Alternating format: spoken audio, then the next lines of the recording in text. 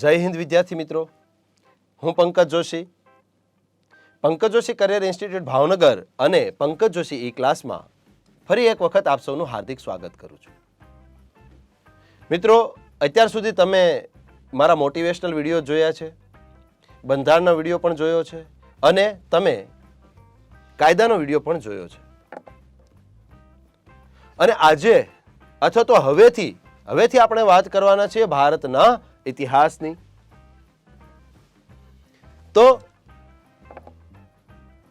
ભારતના ઇતિહાસની ખરેખર તો ગુજરાતનો ઇતિહાસ અને ભારતનો ઇતિહાસ એમ આપણે અભ્યાસ બે વિષયનો કરતા હોઈએ છીએ અથવા બે પ્રકારના ઇતિહાસનો અભ્યાસ કરતા હોઈએ છીએ. પરંતુ આપણે જોવાના છીએ ભારતનો ઇતિહાસ. ભારતના ઇતિહાસના પણ મુખ્ય ત્રણ ભાગ છે: પ્રાચીન ભારત, મધ્યકાલીન ભારત અને અર્વાચીન ભારત અથવા આધુનિક ભારત અથવા મોડર્ન ઇન્ડિયા. પૈકી આપણે અભ્યાસ કરીશું મોડર્ન ઇન્ડિયાનો, આધુનિક ભારતનો, જે પરીક્ષામાં સૌથી વધારે વખત પૂછાય છે. મતલબ કે પ્રાચીન મધ્યકાલીન કરતા અર્વાચીન ભારત છે એનું વેઇટેજ પરીક્ષામાં વધારે હોય છે અથવા તો એ વધારે વખત અથવા વધારે માર્ક્સમાં પૂછાય છે. તો આપણે ભણીશું આધુનિક ભારત. પરંતુ આધુનિક ભારતની શરૂઆત કરતા પહેલા હું તમને કેટલાક સ્પષ્ટીકરણો અથવા તો કેટલુંક ક્લેરિફિકેશન આપી દઉં. એ છે કે તમારા જે પ્રશ્નો છે ને એના જવાબ આપું છું. આમ તો દાખલા તરીકે ઘણા લોકોને એવો પ્રશ્ન હોય, સાહેબ સાલવારીમાં બધે બહુ ભેદ આવે છે. તો મિત્રો એવું રહેશે, જુદી જુદી બુક્સમાં જુદી જુદી સાલવારી દર્શાવેલી હશે, પરંતુ અહીંયા જે કાંઈ સાલવારી રજૂ કરવામાં આવશે તે સાલવારી મિત્રો ઓથેન્ટિક હશે. આ એક વાત ખાસ ધ્યાન રાખજો. કેટલાક ઇતિહાસની શરૂઆત કરતા પહેલા સ્પષ્ટીકરણ એટલા માટે આપું છું કારણ કે ઇતિહાસ દરમિયાન તમારા માઇન્ડમાં કંઈક અલગ સેટ થયેલું હશે. હું અહીંયા કંઈક અલગ સાલવારી બોલીશ એટલે તમને તરત જ કન્ફ્યુઝન થશે અને તરત જ તમે કોમેન્ટ્સ કરવાનો છો, એ ખ્યાલ જ છે. પણ તમે અમારો પ્રથમ વિડીયો જુઓ છો અને અહીંયા જ હું તમને એક ક્લેરિફાય કરી દઉં છું કે ઇતિહાસની અંદર સાલવારીમાં ભેદ હશે, તફાવત હશે. સરકારની જ 2 ટેક્સ્ટ બુક લઈ લો, 3 ટેક્સ્ટ બુક લઈ લો, એની અંદર પણ એક જ ઘટના જુદી જુદી વર્ષમાં દર્શાવવામાં આવેલી હશે છે. પરંતુ જ્યારે અમે અહીંયા તમને ઓનલાઈન માધ્યમથી ઇતિહાસનો અભ્યાસ કરાવતા હોઈએ ત્યારે અમે આ બાબતનું ધ્યાન રાખતા જ હોઈએ છીએ અને તમારી સમક્ષ જે કાંઈ રજૂ કરવામાં આવશે એ બાબતો ઓથેન્ટિક હશે. સાલવારીનો આ એક પ્રશ્ન. એટલે કન્ફ્યુઝ નથી થવાનું, ટૂંકમાં ચિંતા નથી કરવાની. જુદી જુદી બુક્સમાં જુદી જુદી સાલવારી છે, તો તમને અહીંયા જે રજૂ કરવામાં આવે છે એ સાલવારી ઉપર તમારે ધ્યાન આપવાનું છે. બીજું, સાલવારી બાબતનો બીજો પ્રશ્ન કે સાલવારી યાદ નથી રહેતી. જો ઘણા લોકોનો આવો પ્રશ્ન હોય છે કે સાહેબ ઇતિહાસ બહુ કંટાળાજનક છે ને ઇતિહાસમાં તો મને કાંઈ યાદ નથી રહેતું ને મને કાંઈ ઇતિહાસમાં આવડતું નથી, અથવા તો હું ક્યારે ઇતિહાસ ભણ્યો નથી કે ભણી નથી એટલે મને તકલીફ પડે છે. કોઈ વિષયમાં એવી કોઈ તકલીફ હોતી નથી, કોઈ વિષય કંટાળાજનક હોતો નથી. આપણો પોઈન્ટ ઓફ વ્યૂ કેવો છે એના ઉપર આધાર રાખે છે. માટે સાલવારીના કારણે ઇતિહાસ અઘરો નથી બનતો, સાલવારીના કારણે ઇતિહાસ કંટાળાજનક નથી બનતો. કારણ કે સાલવારીમાં તમારે અમુક સિલેક્ટેડ સાલવારી જ યાદ રાખવાની છે મિત્રો. હા, તમે બધી સાલવારી કરવા જતા હો તો કદાચ પોસિબલ છે કે તમને એ અઘરું પડે, તકલીફ પડે, પરંતુ સાલવારી બધી કરવાની નથી મિત્રો. અહીંયાથી તમને આઈએમપી અથવા મોસ્ટ આઈએમપી અથવા મોસ્ટ આઈએમપી એવું સ્પષ્ટ કહેવામાં આવશે. તો જ્યારે આઈએમપી, મોસ્ટ આઈએમપી કે મોસ્ટ આઈએમપી આવું કહેવામાં આવે ત્યારે તમે સમજી જજો કે આ સાલવારી કરવી જરૂરી છે, અગત્યનું છે. બાકી અમારા દ્વારા તો અહીંયા તમામ પ્રકારની સાલવારી તમારી સમક્ષ રજૂ કરવામાં આવતી હશે. કારણ કે ઇતિહાસ એક એવી બાબત છે કે જેને તમે સ્ટેપ બાય સ્ટેપ સમજો તો જ તમને સમજાય. એક ઘટનાના અનુસંધાને બીજી ઘણી બધી ઘટનાઓ બનતી હોય, માટે અમારે અહીંયા તમને સ્ટેપ બાય સ્ટેપ સાલવારી બધી સમજાવવી પડે, પરંતુ એમાંથી તમને જ્યાં કહેવામાં આવે એટલી જ સાલવારી યાદ રાખવાની છે. અને સાલવારી યાદ રાખવાનો એક સરળ રસ્તો એ જ છે મિત્રો કે તમે એને વધારેમાં વધારે વખત વાંચો, બીજો કોઈ રસ્તો નથી. જેટલી વખત તમે રિપીટ કરશો એટલી વખત તમને સાલવારી યાદ રહેશે. ઘણા લોકો એવું કહેશે કે ભૂલાઈ જાય છે. મિત્રો, તમને તમારા ઘરનું સરનામું ક્યારે ભૂલાઈ ગયું? તમારા મકાનનો અથવા તમારા પ્લોટનો પ્લોટ નંબર ક્યારે ભૂલાઈ જાય છે? અથવા એનાથી પણ બહુ સરળ વાત કરી દો, તમને ક્યારે એવું ભૂલાઈ ગયું કે ભારત 15મી ઓગસ્ટે આઝાદ થયો હતો? નથી ભૂલાતું ને. કારણ કે તમને ખબર છે, તમે જન્મ્યા ત્યારથી લઈ અને અત્યાર સુધી તમે હજારો વખત આ વસ્તુ સાંભળી હશે કે ભારત 15મી ઓગસ્ટે આઝાદ થયો. આપણને 15મી ઓગસ્ટ નથી ભૂલાતું, 26મી જાન્યુઆરી નથી ભૂલાતું, તમને તમારી જન્મ તારીખ નથી ભૂલાતી. તો જો કોઈ એવું કહેતો ને યાદ નથી રહેતું, તો મિત્રો એ તો ખોટું છે. યાદ તો બધું રહે જ છે. ક્યાં તમે સરનામું ભૂલી ગયા, તમે તમારો મોબાઈલ નંબર ક્યારે ભૂલી ગયા, તમે ક્યારે ભારત ક્યારે આઝાદ થયું ભૂલી ગયા, તમે તમારો મકાન નંબર, તમે તમારો પ્લોટ નંબર ક્યારે ભૂલી ગયા? નથી ભૂલતા. કારણ કે અવારનવાર આપણી સમક્ષ આ બાબત આવે છે. માટે મિત્રો મારી વિનંતી છે કે સાલવારી યાદ રાખવા માટે ગોખવા કરતા તમે એને વારંવાર રિપીટ કરશો ને તો તમને સાલવારી ખૂબ જ સરળતાથી યાદ રહેશે. આ એક વાત સાલવારી ઉપર કે સાલવારીમાં ભેદ છે તો શું કરવું, તો કે ઓથેન્ટિક બુક્સ જ વાંચો, ઓથેન્ટિક જે બાબતો છે એને જ યાદ રાખો. બીજી બાબત કે સાલવારી યાદ નથી રહેતી તો સાલવારી યાદ રાખવા માટે એને સતત અને સતત રિપીટ કરો. યાદ નથી રહેતું એક બહાનું છે, બધાને બધું યાદ રહે જ છે. અને ત્રીજી બાબત કે અહીંયા જે કાંઈ સ્ટોરી રજૂ કરવામાં આવશે, મતલબ કે જે તે ઐતિહાસિક ઘટનાનો સંદર્ભ રજૂ કરવામાં આવશે એ પણ ઓથેન્ટિક હશે. હા, કદાચ એવું બને કે તમે કોઈ બીજી બુક વાંચો કે કોઈ અન્ય વિડીયો જો તો કદાચ એવું બને કે સ્ટોરીમાં અથવા તો જે સંદર્ભ છે એમાં ફરક હોઈ શકે મિત્રો, પણ કન્ફ્યુઝ નથી થવાનું. કારણ કે એ આપણા દેશમાં બન્યું છે. આપણા દેશમાં જે એ નક્કી નથી થઈ શક્યું કે પ્લાસીનું યુદ્ધ થયું હતું કે નહોતું થયું ખરેખર, પરંતુ તમારે ચિંતા નથી કરવાની. કારણ કે જવાબદારી અમારી છે કે ખરેખર કેવી ઘટના બની હતી અથવા તો ખરેખર તમારે કઈ બાબત ઉપર વધારે આધાર રાખવાનો છે. આ દરેક વસ્તુ અમે તમને લેક્ચર દરમિયાન સમજાવતા જશું. માટે જેમ મેં તમને બંધારણ વખતે કે કાયદા વખતે એવું કીધું હતું કે હું તમને આ વસ્તુ કરાવું છું, માટે તમે નિશ્ચિત બની જાઓ. ફરી એક વખત કહું છું કે ઇતિહાસ જો કોઈ વ્યક્તિ માટે નવો હોય, કોઈ વ્યક્તિને કંટાળો આવતો હોય, કોઈને બોરિંગ લાગતો હોય તો મારી ગેરંટી છે મિત્રો, આ લેક્ચરને તમે અંત સુધી જોજો, આખો વિડીયો પૂરેપૂરો જોજો. ઇતિહાસ બાબતનો તમારો અભિગમ બદલી નાખીશ, ઇતિહાસ બાબતની તમારી માનસિકતા બદલી નાખીશ. ને હું ત્યાં સુધી કહું છું મિત્રો, જે ઇતિહાસ કદાચ કોઈ માટે બોરિંગ હોય કે કોઈ માટે કંટાળાજનક હોય એ વ્યક્તિ માટે ઇતિહાસ એક ફેવરિટ સબ્જેક્ટ બનશે. અમારી જવાબદારી છે મિત્રો. બસ અમારા દરેક વિડીયો જુઓ અને દરેક વિડીયોને પૂરેપૂરા જુઓ અને અમે જે વાત કરીએ છીએ એને સમજવાનો પ્રયાસ કરો. ઇતિહાસની અંદર વાત કરું તો થિયરી તો ક્યારેય વાંચવી જ નહીં પડે. આ મારી જવાબદારી છે મિત્રો. હા, સાલવારી યાદ રાખવી પડે, તમારે પણ રાખવી પડે, મારે પણ રાખવી પડે, પરંતુ બહુ લિમિટમાં રાખવાની છે. બાકી થિયરીની વાત છે તો થિયરી મિત્રો અહીંથી એક વખત તમને એવી રીતે સમજાવવામાં આવશે કે કોઈ પણ થિયરી તમારે ક્યારેય વાંચવી નહીં પડે, અથવા તો તમે એક વખત રિવિઝન કરશો તમને થિયરીની દરેક સંદર્ભ, દરેક રેફરન્સ યાદ હશે મિત્રો. ઓકે, તો વાત કરીએ હવે ભારતના ઇતિહાસની, વાત કરીએ આધુનિક ભારતની. આધુનિક ભારતનો ઇતિહાસ, ખરેખર આધુનિક ભારતના ઇતિહાસની શરૂઆત મીન્સ અભ્યાસની શરૂઆત, ભણવાની શરૂઆત 1857 થી થાય.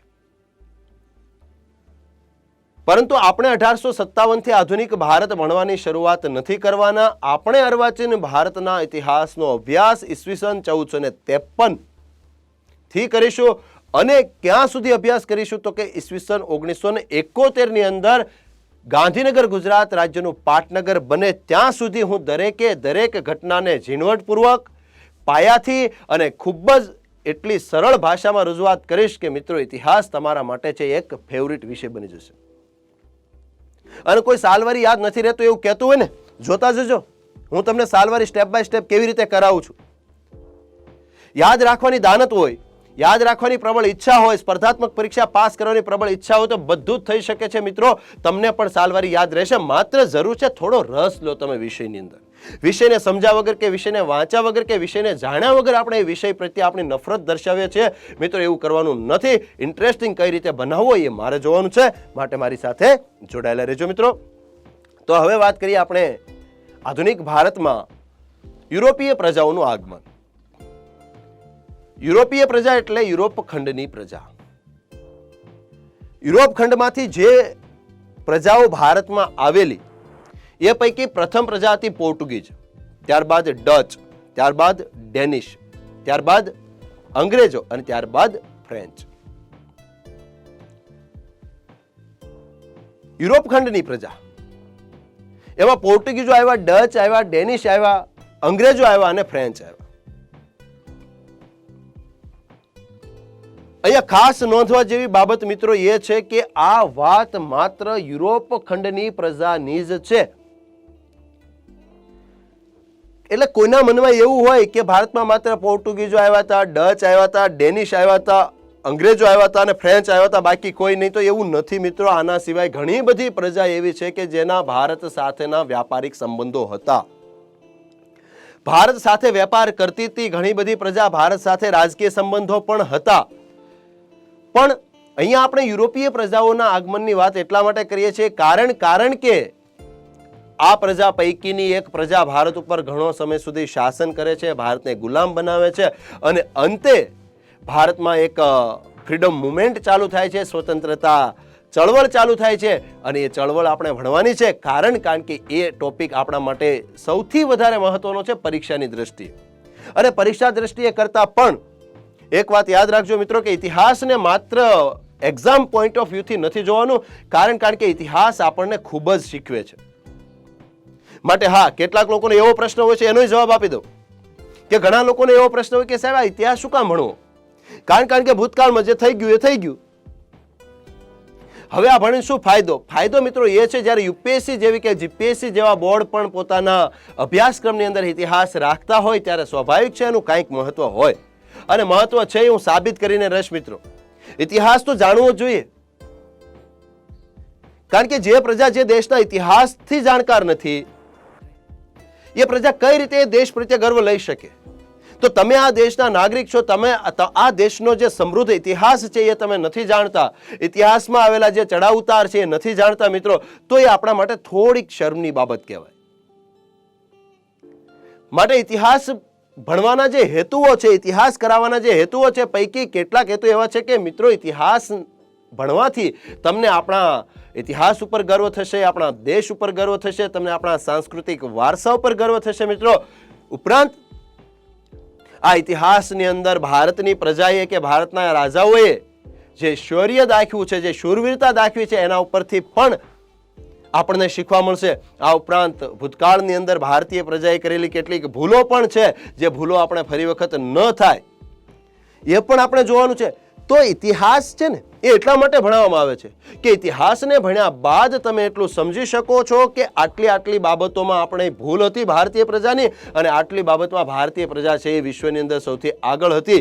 તમે ઇતિહાસ જુઓ તો ખ્યાલ આવે મહારાણા પ્રતાપ કોણ હતા, તમે ઇતિહાસ જુઓ તો ખ્યાલ આવે પૃથ્વીરાજ ચૌહાણ કોણ હતા, અને તમે ઇતિહાસ જુઓ તો ખ્યાલ આવે કે શિવાજી કોણ હતા. માત્ર પોસ્ટર જોવાથી કે પોસ્ટરને સોશિયલ મીડિયામાં શેર કરી દેવાથી મિત્રો રાષ્ટ્રભક્ત નથી બની જવાતું. શિવાજી વિશે શું જાણો છો તમે? મહારાણા પ્રતાપ કે પૃથ્વીરાજ ચૌહાણ વિશે તમે ખરેખર શું જાણો છો? ક્યાં હતા મહારાણા પ્રતાપ અને ક્યાં છે આજનો આપણો સમાજ? ક્યાં હતું ભગતસિંહનું ભારત દેશ કેવો હોવો જોઈએ એનું એક સ્વપ્ન, અને ક્યાં છે આજે ભારત દેશ?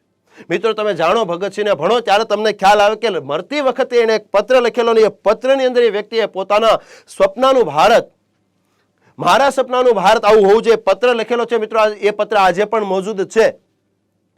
તો ક્યાં ભગતસિંહનું સપન ભારતનું, મતલબ એક એવા ભારતને એ જોવા માંગતા હતા, અને ક્યાં છે આજનો ભારત? મિત્રો તમે ઇતિહાસ મારી સાથે ભણજો, તમને એટલો રસ પડશે, કારણ કે આવા દરેક બાબતોનું વિશ્લેષણ હું કરતો જઈશ કે ખરેખર ઇતિહાસ કેવો હતો, ખરેખર આજની પરિસ્થિતિ કેવી છે, અને કઈ કઈ ભૂલો થઈ હતી જે આપણે નથી કરવાની. ઉપરાંત ભારતના જે શાસકો છે એમાં કેવા કેવા ગુણો હતા, કેવા કેવા શૂરવીર શાસકો થઈ ગયા ભારતના ઇતિહાસની અંદર, ભારતનો સાંસ્કૃતિક વારસો કેવો હતો, આપણા પૂર્વજો કેવા હતા, એ ઇતિહાસ ઉપરથી ખ્યાલ આવશે મિત્રો. કોણે કોણે દેશના વિકાસમાં કેવો ભાગ ભજવ્યો છે, કોણે કોણે દેશ માટે બલિદાનો આપ્યા છે મિત્રો, એ જાણો ત્યારે તમને તમારા દેશ ઉપર અને તમને તમારા સાંસ્કૃતિક વારસા ઉપર, તમને તમારા ઇતિહાસ ઉપર ગર્વ થાય મિત્રો. તો એ મારી જવાબદારી છે અને એ હું સમજાવીશ. એટલે જ મેં કીધું કે માત્ર હું એક્ઝામ પોઈન્ટ ઓફ વ્યૂથી ઇતિહાસ નથી કરાવવાનો, ઇતિહાસને હું દરેક પાસા જોવાનો છું અને સંદર્ભ સાથે વાત કરવાનો છું મિત્રો. તો આગળ વધીએ. ભારતમાં આવેલી યુરોપીય પ્રજાઓ. ભારતમાં આવેલી યુરોપીય પ્રજાઓ પૈકી પ્રથમ હતી પોર્ટુગીઝ. આ ક્રમ છે મિત્રો, કદાચ એવું બને કે પરીક્ષામાં ક્યાંય ક્રમ પણ પૂછાઈ જાય તો પ્રથમ પોર્ટુગીઝો આવ્યા, ત્યારબાદ ડચ આવ્યા, ત્યારબાદ ડેનિશ આવ્યા, ત્યારબાદ અંગ્રેજો અને ત્યારબાદ ફ્રેન્ચ પ્રજા.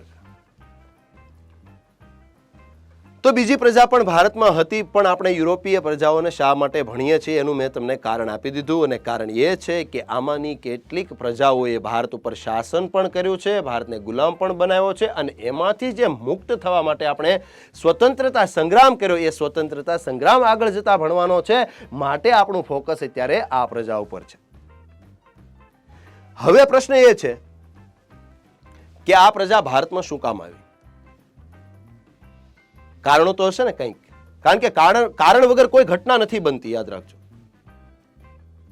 હા, ડિટેલ છે આ બધી બાબતો, પણ કારણ ન ખબર હોય ને ત્યારે ગોખવાનું થાય છે. હવે કારણ તમે સમજી લો કે ચલો આ યુરોપીય પ્રજા ભારતમાં કેમ આવી? કાંઈક તો હશે ને ભારતમાં, કે કંગાળ દેશ હશે. કંગાળ દેશમાં કોઈ જાય?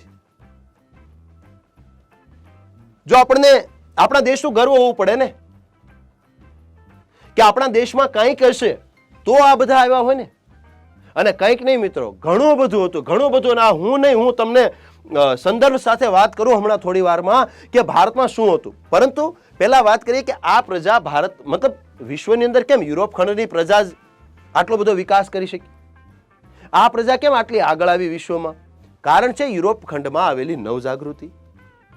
ફરી વખત કારણો સમજાવું છું. યુરોપ ખંડની પ્રજા કેમ આટલું બધું સાહસ કરી નાખ્યું? યુરોપ ખંડની પ્રજાએ કેમ વિશ્વના મોટા ભાગના દેશો ઉપર શાસન કરી લીધું? કારણ છે મતલબ કેમ ત્યાંથી શરૂઆત થઈ? કેમ એવું ના બન્યું કે ભારતમાંથી કોઈ યુરોપમાં જઈને ત્યાં શાસન કરી લીધું હોય? આપણે એ બધા ભારતમાં આવ્યા, ભારતમાં શાસન કર્યું. એના કારણો યુરોપ ખંડના પોતાના કેટલા કારણો છે. પૈકી એક તો ત્યાં આવેલી નવજાગૃતિ છે, બીજું ત્યાંની ઔદ્યોગિક ક્રાંતિ છે, ત્રીજું ત્યાંની ભૌગોલિક શોધખોળો છે, ચોથું ત્યાંની લોકશાહીની સમાપ્તિ છે. મિત્રો, ઇતિહાસના આ સમયગાળા દરમિયાન યુરોપ ખંડમાંથી લગભગ સામંતશાહી નાશ પામવા લાગી, રાજાશાહી નાશ પામવા લાગી, અને એના સ્થાને યુરોપ ખંડની અંદર લોકશાહીનો ઉદ્ભવ થવા લાગ્યો. આમ તમે સમજો બરાબર, ત્યાંની નવજાગૃતિ, ત્યાંની ઔદ્યોગિક ક્રાંતિ અને ત્યાંના કૃષિના સ્થાને ઉદ્યોગોનો વિકાસ, ત્યાંની ભૌગોલિક શોધખોળો, યુરોપ ખંડમાં લોકશાહીની શરૂઆત, આ બધી બાબતો છે. એના કારણોસર આ પ્રજા છે એ વિશ્વમાં અન્ય દેશની પ્રજા કરતા આગળ વધી, આગળ આવી ગઈ. આ ખંડની પ્રજા એ વિકાસ ખૂબ જ કર્યો. આ ત્યાંના કારણો થયા, યુરોપ ખંડના કારણો થયા. આપણા કારણો પણ છે, અમસ્તા નથી આવ્યા. ભલે ને યુરોપ ખંડનો જેટલો વિકાસ થઈ ગયો, પણ છતાંય ભારત જ કેમ? બીજા ઘણા દેશો હતા, તો છતાં યુરોપ ખંડની જે આ બધી પ્રજાઓ છે એ ભારત સાથે વેપાર કરવા માટે તલપાપડ હતી. તલપાપડ. કારણ તલપાપડ એટલે સમજે છે? આપણે જેમ કેમ અત્યારે અમેરિકા જવા તલપાપડ છીએ, ઓસ્ટ્રેલિયા જવા, કેનેડા જવા, બ્રિટન જવા લાઈનમાં ઉભા છે ને વિઝા લેવા માટે, અને નથી મળતા તો જાણે જિંદગી હારી ગયા એટલો બધો અફસોસ થાય ને, મને વિઝા ના મળ્યા એમ. મિત્રો, એના કરતા તો ક્યાંય ભારત સમૃદ્ધ હતો દેશ. ટૂંકમાં કહું ને તો તમે જેવી રીતે અન્ય દેશના વિઝા લેવા માટે લાઈનમાં ઉભા છો ને, સેમ ટુ સેમ એક સમય એવો હતો કે આ બધી પ્રજા ભારતમાં આવવા માટે લાઈનમાં ઊભી હતી. અને લાઈનમાં ઊભી હતી એટલું જ નહીં, તમે માત્ર વિઝા માટે પ્રયાસ કરો છો તો 1 વર્ષ 2 વર્ષ કરો છો ને, આને તો વર્ષોના વર્ષો, આ પ્રજાએ તો વર્ષોના વર્ષો સુધી ભારતનો જળમાર્ગ શોધવાનો પ્રયાસ કર્યો, અને અંતે ભારત આવીને રહી. ભારતનું મહત્વ સમજી શકો છો. આજે કેનેડાનું મહત્વ આપણને બહુ છે, અમેરિકાનું છે, બ્રિટનનું છે, ઓસ્ટ્રેલિયાનું છે, અથવા અન્ય દેશનું મહત્વ આપણને ખૂબ જ છે ને, કે મારે અહીંયા જવું, મારે ત્યાં જવું. મિત્રો, એક સમય એવો હતો કે એ લોકો ભારત આવવા માટે તલપાપડ હતા, ભારત સાથે સંબંધો વિકસાવવા માટે તલપાપડ હતા, ઉતાવળા હતા. આ છે ભારતનો ઇતિહાસ, આ છે ભારતનું મહત્વ. એક સમયે ભારત દેશ એવો દેશ હતો જે સોનાની ચીડિયા કહેવાતો, વિશ્વના સૌથી સમૃદ્ધ દેશો પૈકીનો એક દેશ હતો આપણું ભારત. ભારત વર્ષ કહેવાતું, કોઈ કંગાળ દેશ નહોતો. ભારત વર્ષ કહેવાતું, ભારત સોનાની ચીડિયા કહેવાતું, ભારત વિશ્વના સૌથી સમૃદ્ધ દેશો પૈકીનો એક દેશ હતો. મિત્રો, અર્થવ્યવસ્થાની દ્રષ્ટિએ પણ તમે જુઓ ને તો વિશ્વના જે કઈ અર્થવ્યવસ્થાઓ હતી એમાં ભારતનું સ્થાન મોખરાનું હતું. શિક્ષણ વ્યવસ્થાની દ્રષ્ટિએ વાત કરો તો એમાં પણ ભારતનું સ્થાન મોખરાનું હતું. અને આ હું નથી કહેતો, મિત્રો યાદ રાખજો, ઈસવીસન 1835 ની અંદર રેફરન્સ સાથે વાત કરું, સંદર્ભ સાથે વાત કરું છું મિત્રો, ફેબ્રુઆરી 1835 લોર્ડ મેકોલે બ્રિટિશ સંસદની અંદર જે ભાષણ આપે છે ને, એ ભાષણ ખરેખર સાંભળવા જેવું છે. આ એટલા માટે હું વાત કરું છું, ભલે પરીક્ષામાં પૂછાય ના પૂછાય, પણ તમને ખબર પડે ભારતનો ઇતિહાસ શું છે, ભારતની સંસ્કૃતિ શું છે અને ભારત વિશે શું માનવામાં આવતું. મિત્રો, હું મારા મોઢે વાત કરું તો સ્વાભાવિકપણે તમને એવું લાગે કે ભારતીય હોવાના કારણે આપણને આપણા ઇતિહાસ ઉપર ગર્વ હોય. પણ મિત્રો, હું નહીં, એક બ્રિટિશ સાંસદ લોર્ડ મેકોલે બ્રિટિશ સંસદની અંદર 1835ના ફેબ્રુઆરી મહિનાની અંદર જે ભાષણ આપે છે, એ ભાષણ સાંભળવા જેવું છે અને એની અંદર ભારત શું છે ને એનું વર્ણન કરવામાં આવે છે. 1835ના ફેબ્રુઆરી મહિનાની અંદર બ્રિટિશ સંસદની અંદર લોર્ડ મેકોલે ખુદ એવું કહે છે કે મેં ભારત જેવો સમૃદ્ધ દેશ નથી જોયો. ભારતનો મેં અત્ર તત્ર સર્વત્ર અભ્યાસ કર્યો છે અને ભારતના કોઈ પણ ખૂણે મેં કોઈ ભૂખ્યો વ્યક્તિ નથી જોયો. સમજવાની ટ્રાય કરજો. લોર્ડ મેકોલેના શબ્દો છે, બ્રિટિશ સંસદમાં આપેલું ઓફિશિયલ ભાષણ છે આ. એમાં લોર્ડ મેકોલે એવું કહે છે કે મેં ભારતનો અત્ર તત્ર સર્વત્ર, મતલબ પૂર્વ, પશ્ચિમ, ઉત્તર, દક્ષિણ, આખા ભારતનો મેં સ્ટડી કર્યો છે. ભારતની અંદર મેં ક્યાંય કોઈ પણ વ્યક્તિને ભૂખ્યો નથી જોયો. આ એક વાત. મતલબ ભારતમાં ગરીબી જ નથી, મતલબ ભારત આર્થિક રીતે ખૂબ સમૃદ્ધ છે. બીજું, મેં ભારતની અંદર ક્યાંય કોઈ ભિખારી નથી જોયો. ભિખારી તો ત્યારે હોય જ્યારે આવક ન હોય, સમૃદ્ધિ ન હોય ત્યારે. કોઈ ભૂખ્યો નથી જોયો, કોઈ ભિખારી નથી જોયો. અને ત્રીજી વસ્તુ, મેં ભારતમાં કોઈ વ્યક્તિને અભણ નથી જોયો. ભારતમાં કોઈ વ્યક્તિ ભૂખ્યો નથી, ભારતમાં કોઈ વ્યક્તિ ભિખારી નથી, ભારતમાં કોઈ વ્યક્તિ ચોર નથી. થીફ શબ્દ વાપરે છે એના ભાષણની અંદર, બરાબર સાંભળજો. ભારતમાં કોઈ ભૂખ્યો નથી, ભારતમાં કોઈ ભિખારી નથી, ભારતમાં કોઈ ચોરી નથી કરતું, ભારતમાં કોઈ પણ વ્યક્તિ છે ને એ અભણ નથી. આટલું નહીં, અહીંયા નથી અટકતું. અહીંયા લોર્ડ મેકોલેનું ભાષણ નથી અટકતું. લોર્ડ મેકોલે છે ને સાથે સાથે ભાષણની અંદર એ વાત કરે છે કે આપણું જે સ્વપ્ન છે ને કે ભારત ઉપર લાંબો સમય શાસન કરવું અને આખા ભારતને બ્રિટિશ સત્તા તળે લઈ લેવું, એ શક્ય નથી. કારણ કે ભારત જેટલો સમૃદ્ધ સાંસ્કૃતિક વારસો કોઈ દેશનો નથી, ભારત જેટલું મજબૂત શિક્ષણ વ્યવસ્થા કોઈ દેશને નથી. શિક્ષણ વ્યવસ્થાનું વર્ણન કરતી વખતે લોર્ડ મેકોલે એવું કહે છે કે ભારત ભ્રમણ દરમિયાન મેં ભારતની શિક્ષણ વ્યવસ્થાનો અભ્યાસ કર્યો અને ભારતની શિક્ષણ વ્યવસ્થા એક એવી વ્યવસ્થા છે કે એક જ બાબત, જો ભારતની શિક્ષણ વ્યવસ્થા છે એના આધાર ઉપર એટલું કહી શકાય કે ભારત દેશ જીતવો મુશ્કેલ છે. કારણ છે ભારતની ગુરુકુળ પરંપરા. જોજો, બરાબર સાંભળજો. લોર્ડ મેકોલે બ્રિટિશ સંસદની અંદર ભારતની શિક્ષણ વ્યવસ્થા ઉપર વાત કરે છે અને એ એવું કહે છે કે જ્યાં સુધી ભારતની શિક્ષણ વ્યવસ્થા આટલી મજબૂત છે ત્યાં સુધી ભારત દેશ ઉપર લાંબો સમય શાસન કરવું મુશ્કેલ છે. અને શિક્ષણ વ્યવસ્થાનું વર્ણન કરતી વખતે એ વ્યક્તિ બ્રિટિશ સંસદમાં એવું કહે છે કે ભારતની અંદર ગુરુકુળ પરંપરા છે, આ પરંપરા તોડવી અઘરી છે અને મેં જે ગુરુકુળોનો અભ્યાસ કર્યો છે એ ગુરુકુળની અંદર 200 થી લઈ અને 20,000 વિદ્યાર્થીઓને અભ્યાસ કરતા મેં એક જ ગુરુકુળમાં જોયા છે. 200 થી લઈ અને 20,000 વિદ્યાર્થીઓને મેં એક જ ગુરુકુળની અંદર અભ્યાસ કરતા જોયા છે. આ છે ભારતની મજબૂતી, આ છે ભારતની સંસ્કૃતિ, આ છે ભારતીય પ્રજાની તાકાત. આ હું નથી બોલતો, અથવા તો કોઈ ભારતના ઇતિહાસના આપણા સ્થાનિક લેખકોએ લખેલી બુકના શબ્દો નથી બોલતો. ભાઈ, એક બ્રિટિશ વ્યક્તિ બ્રિટિશ સંસદની અંદર એના ઓફિશિયલ ભાષણની અંદર જ્યારે ભારતની સમૃદ્ધિના વખાણ કરતો હોય તો સ્વાભાવિક છે કે ભારત સમૃદ્ધ હતું. જો કે કઈ આપણા સારા માટે અથવા તો આપણું સારું બોલવા માટે આ વખાણ નહોતા કરતા, અથવા તો એણે જે ભારતનો સર્વે કર્યો આપણા માટે નહોતો કર્યો, એમણે એમના પોતાના માટે કર્યો હતો. કારણ કે એ ભારત જીતવા માંગતા હતા, ભારતમાં લાંબો સમય સુધી શાસન કરવા માંગતા હતા.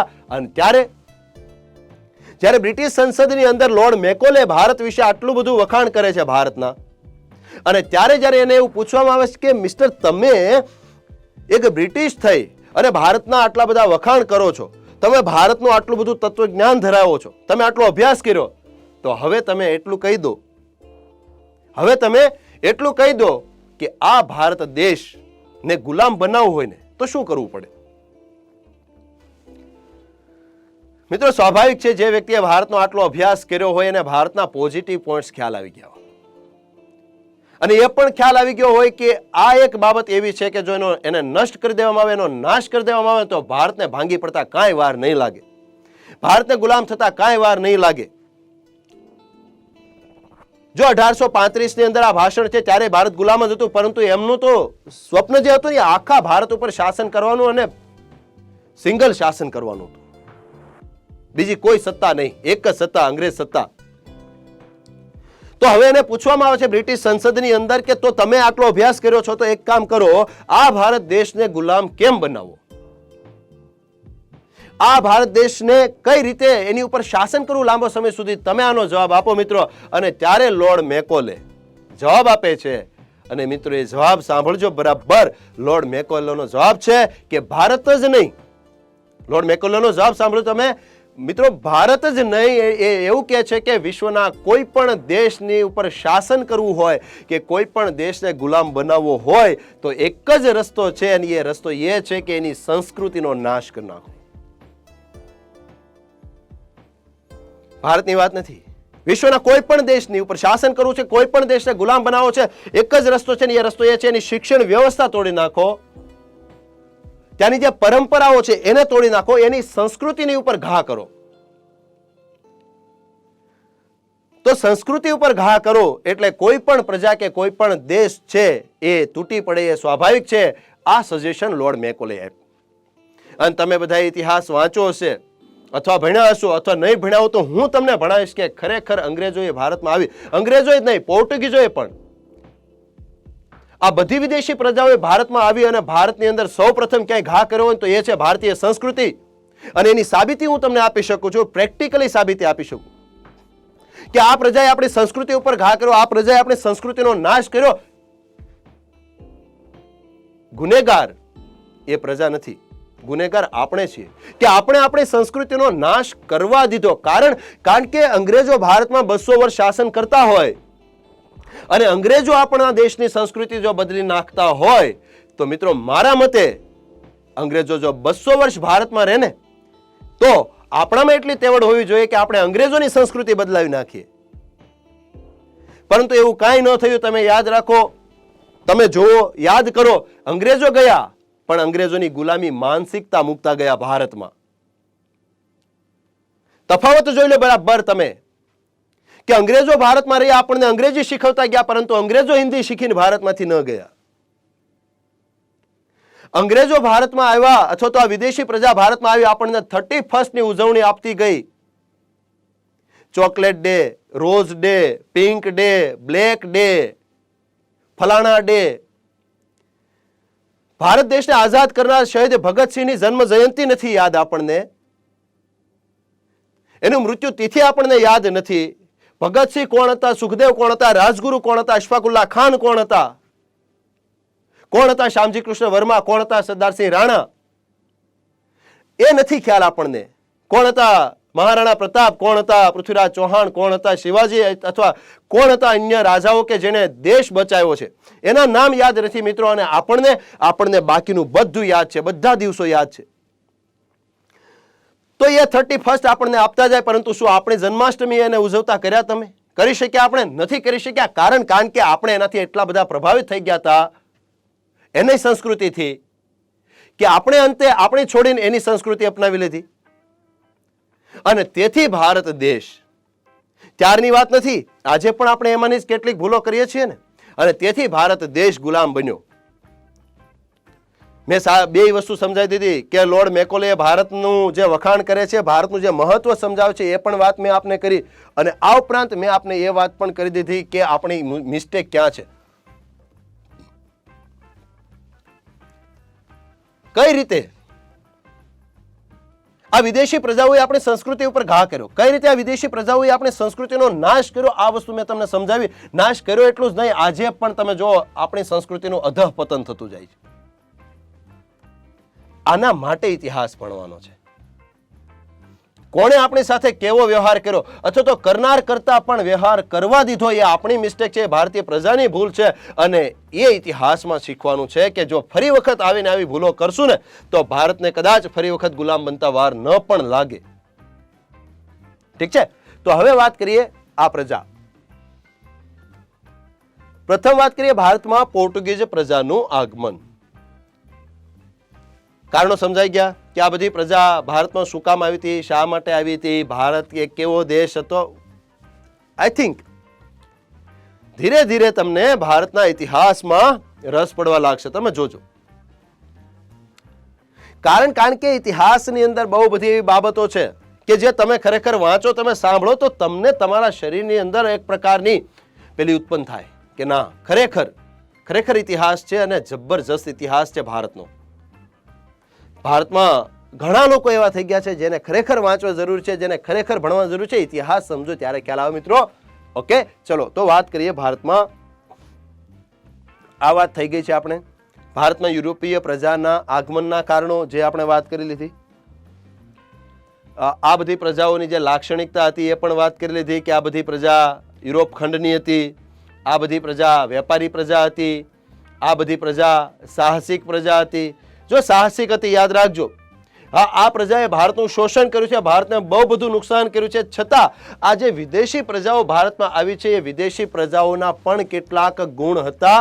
એમાંનો એક ગુણ શીખવા જેવો કોઈ હોય તો એ છે સાહસ.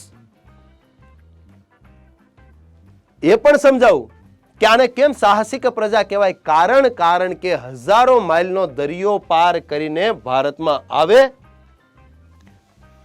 પહેલા તો ભારત શોધે, સૌપ્રથમ તો ભારત શોધે, પછી ભારતમાં વેપાર કરે, ભારતમાં યુદ્ધો કરે, ભારતમાં શાસન કરે અને ભારતમાં આટલા વર્ષ સુધી ભારતમાં રહે. આપણા ઉદાહરણ સાથે સમજાવું તો, ખાલી બહુ સિમ્પલ ભાષામાં વાત કરું તો, આપણને આપણા જિલ્લા બહાર નોકરી કરવી પણ પસંદ નથી. શાસન તો છોડો, આપણી માનસિકતા, જો કે અંગ્રેજો જ મુકતા ગયા છે, આ માનસિકતા ગુલામ બનાવતા ગયા છે. આઝાદી મળી છે પરંતુ માનસિક આઝાદી ભારતને હજી નથી મળે, કદાચ હજી કેટલા વર્ષો નીકળી જાય ખબર નહીં. પણ તમે જો, આપણે આપણા જિલ્લાની બહાર નોકરી કરવાનું પસંદ નથી કરતા, આપણે આપણા રાજ્યની બહાર નોકરી કરવાનું પસંદ નથી કરતા, જ્યારે આ તો યુરોપ ખંડમાંથી હજારો માઇલનો જળમાર્ગ શોધી ભારત આવે, ભારતમાં સંઘર્ષો કરે, ભારતમાં વેપાર કરે, ભારતની અંદર શાસન કરે અને સફળ પણ થાય.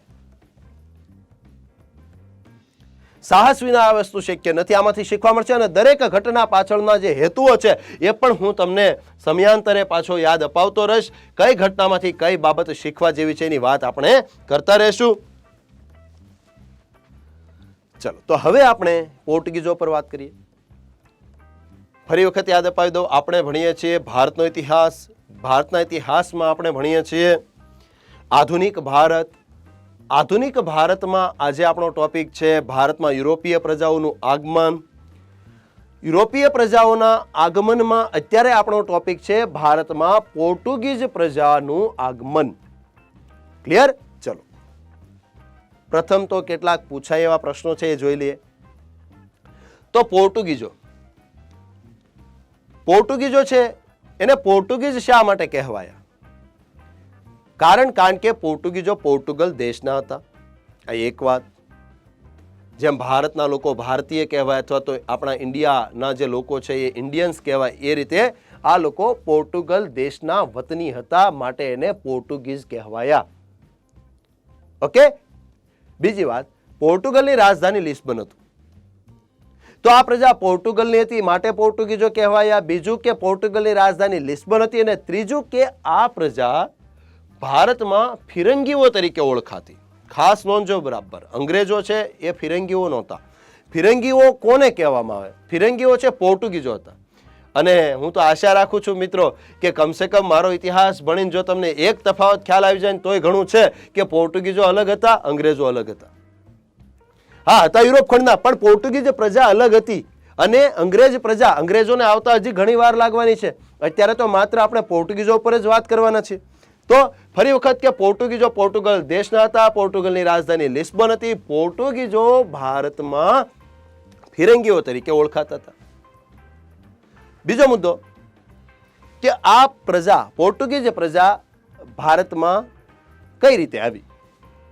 તો મિત્રો એક વાત ધ્યાનથી જોજો કે અત્યારે આવે છે એવું નથી.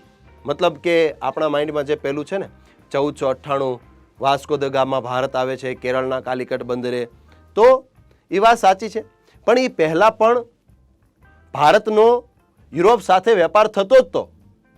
એટલે કહેવાનો મતલબ કે જે સાલથી હું શરૂઆત કરું છું એ સાલથી જ કંઈ યુરોપ સાથે ભારતના વ્યાપારિક સંબંધો બને છે એવું નથી. યુરોપના વ્યાપારિક સંબંધો તો ભારત સાથે વર્ષોથી હતા. પણ એક એવી ઘટના બને છે એક એવી ઘટના બને છે કે એ ઘટનાના કારણે આખી પરિસ્થિતિ બદલાઈ જાય છે અને પોર્ટુગીઝોએ ભારત આવવાના જળમાર્ગ શોધવાની જરૂરિયાત ઊભી થાય છે. તો આપણે વાત કરીએ ઈસવીસન 1453 થી. મિત્રો જોજો, મારે તમને જે સમજાવવું છે એ છે કે પોર્ટુગીઝ પ્રજા ભારતમાં કઈ રીતે આવી, એણે કેવા કેવા પ્રયાસો કર્યા, એનો ઇતિહાસ શું હતો. તો વાત છે 1450 પહેલાની. 1450 પહેલા પોર્ટુગીઝો ભારત સાથે વેપાર કરતા. છો તો એના કરતા પણ એવું બોલવું થોડું સારું લાગશે કે યુરોપ ખંડ અને એશિયા ખંડ વચ્ચે વ્યાપારિક સંબંધો ઓલરેડી 1453 પહેલા પણ હતા જ, પરંતુ 1453માં આ કઈ રીતે હતા એ આમાં જોશો તો ખ્યાલ આવશે. જુઓ તમે કે આ છે એ યુરોપ ખંડ છે, આ યુરોપ ખંડ છે, આ આફ્રિકા છે અને અહીંયા ઇન્ડિયા છે. હું તમને ભૂતકાળમાં કઈ રીતે યુરોપ ખંડ અને એશિયા વચ્ચે વ્યાપાર થતો તો એ સમજાવવાનો પ્રયાસ કરું છું, અને પછી આપણે જોઈએ 1453માં કઈ ઘટના બની અને એના કારણે કેવી કેવી અસરો જોવા મળી. તો વાત છે 1453 પહેલાની, કે જ્યારે યુરોપ ખંડના લોકો ભારત એટલે કે એશિયા સાથે વ્યાપાર કરતા હતા.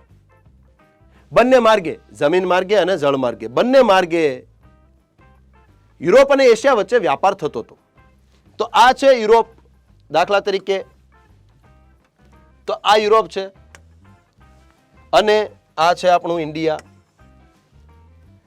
તો યુરોપ ખંડ અને ભારત દેશ વચ્ચે વ્યાપાર થતો હતો. આ વ્યાપાર છે ને એ અહીંથી થતો હતો. આ જે કોન્સ્ટેન્ટિનોપલ નામનું બંદર છે ને ત્યાંથી. બરાબર ધ્યાનથી એક વખત આ નકશો જોજો, તમને ખ્યાલ આવશે. આ યુરોપ ખંડ છે, ઓકે, આ એશિયા ખંડ છે, વચ્ચે આફ્રિકા ખંડ આવે છે અને અહીંયા એક કોન્સ્ટેન્ટિનોપલ નામનું બંદર હતું જે અત્યારે ઇસ્તંબુલ તરીકે ઓળખાય છે. અહીંની વાત કરું છું. આ કોન્સ્ટેન્ટિનોપલ બંદર, કોન્સ્ટેન્ટિનોપલ બંદર છે ને એ એક એવું બંદર હતું. આમ તો આપણી ભાષામાં વાત કરીએ તો કોન્સ્ટેન્ટિનોપલ બંદરની ત્યારે જાહો જલાલી હતી. કારણ કે યુરોપ ખંડથી એશિયા આવવા માટે ફરજિયાતપણે કોન્સ્ટેન્ટિનોપલ બંદરેથી પસાર થવું પડતું.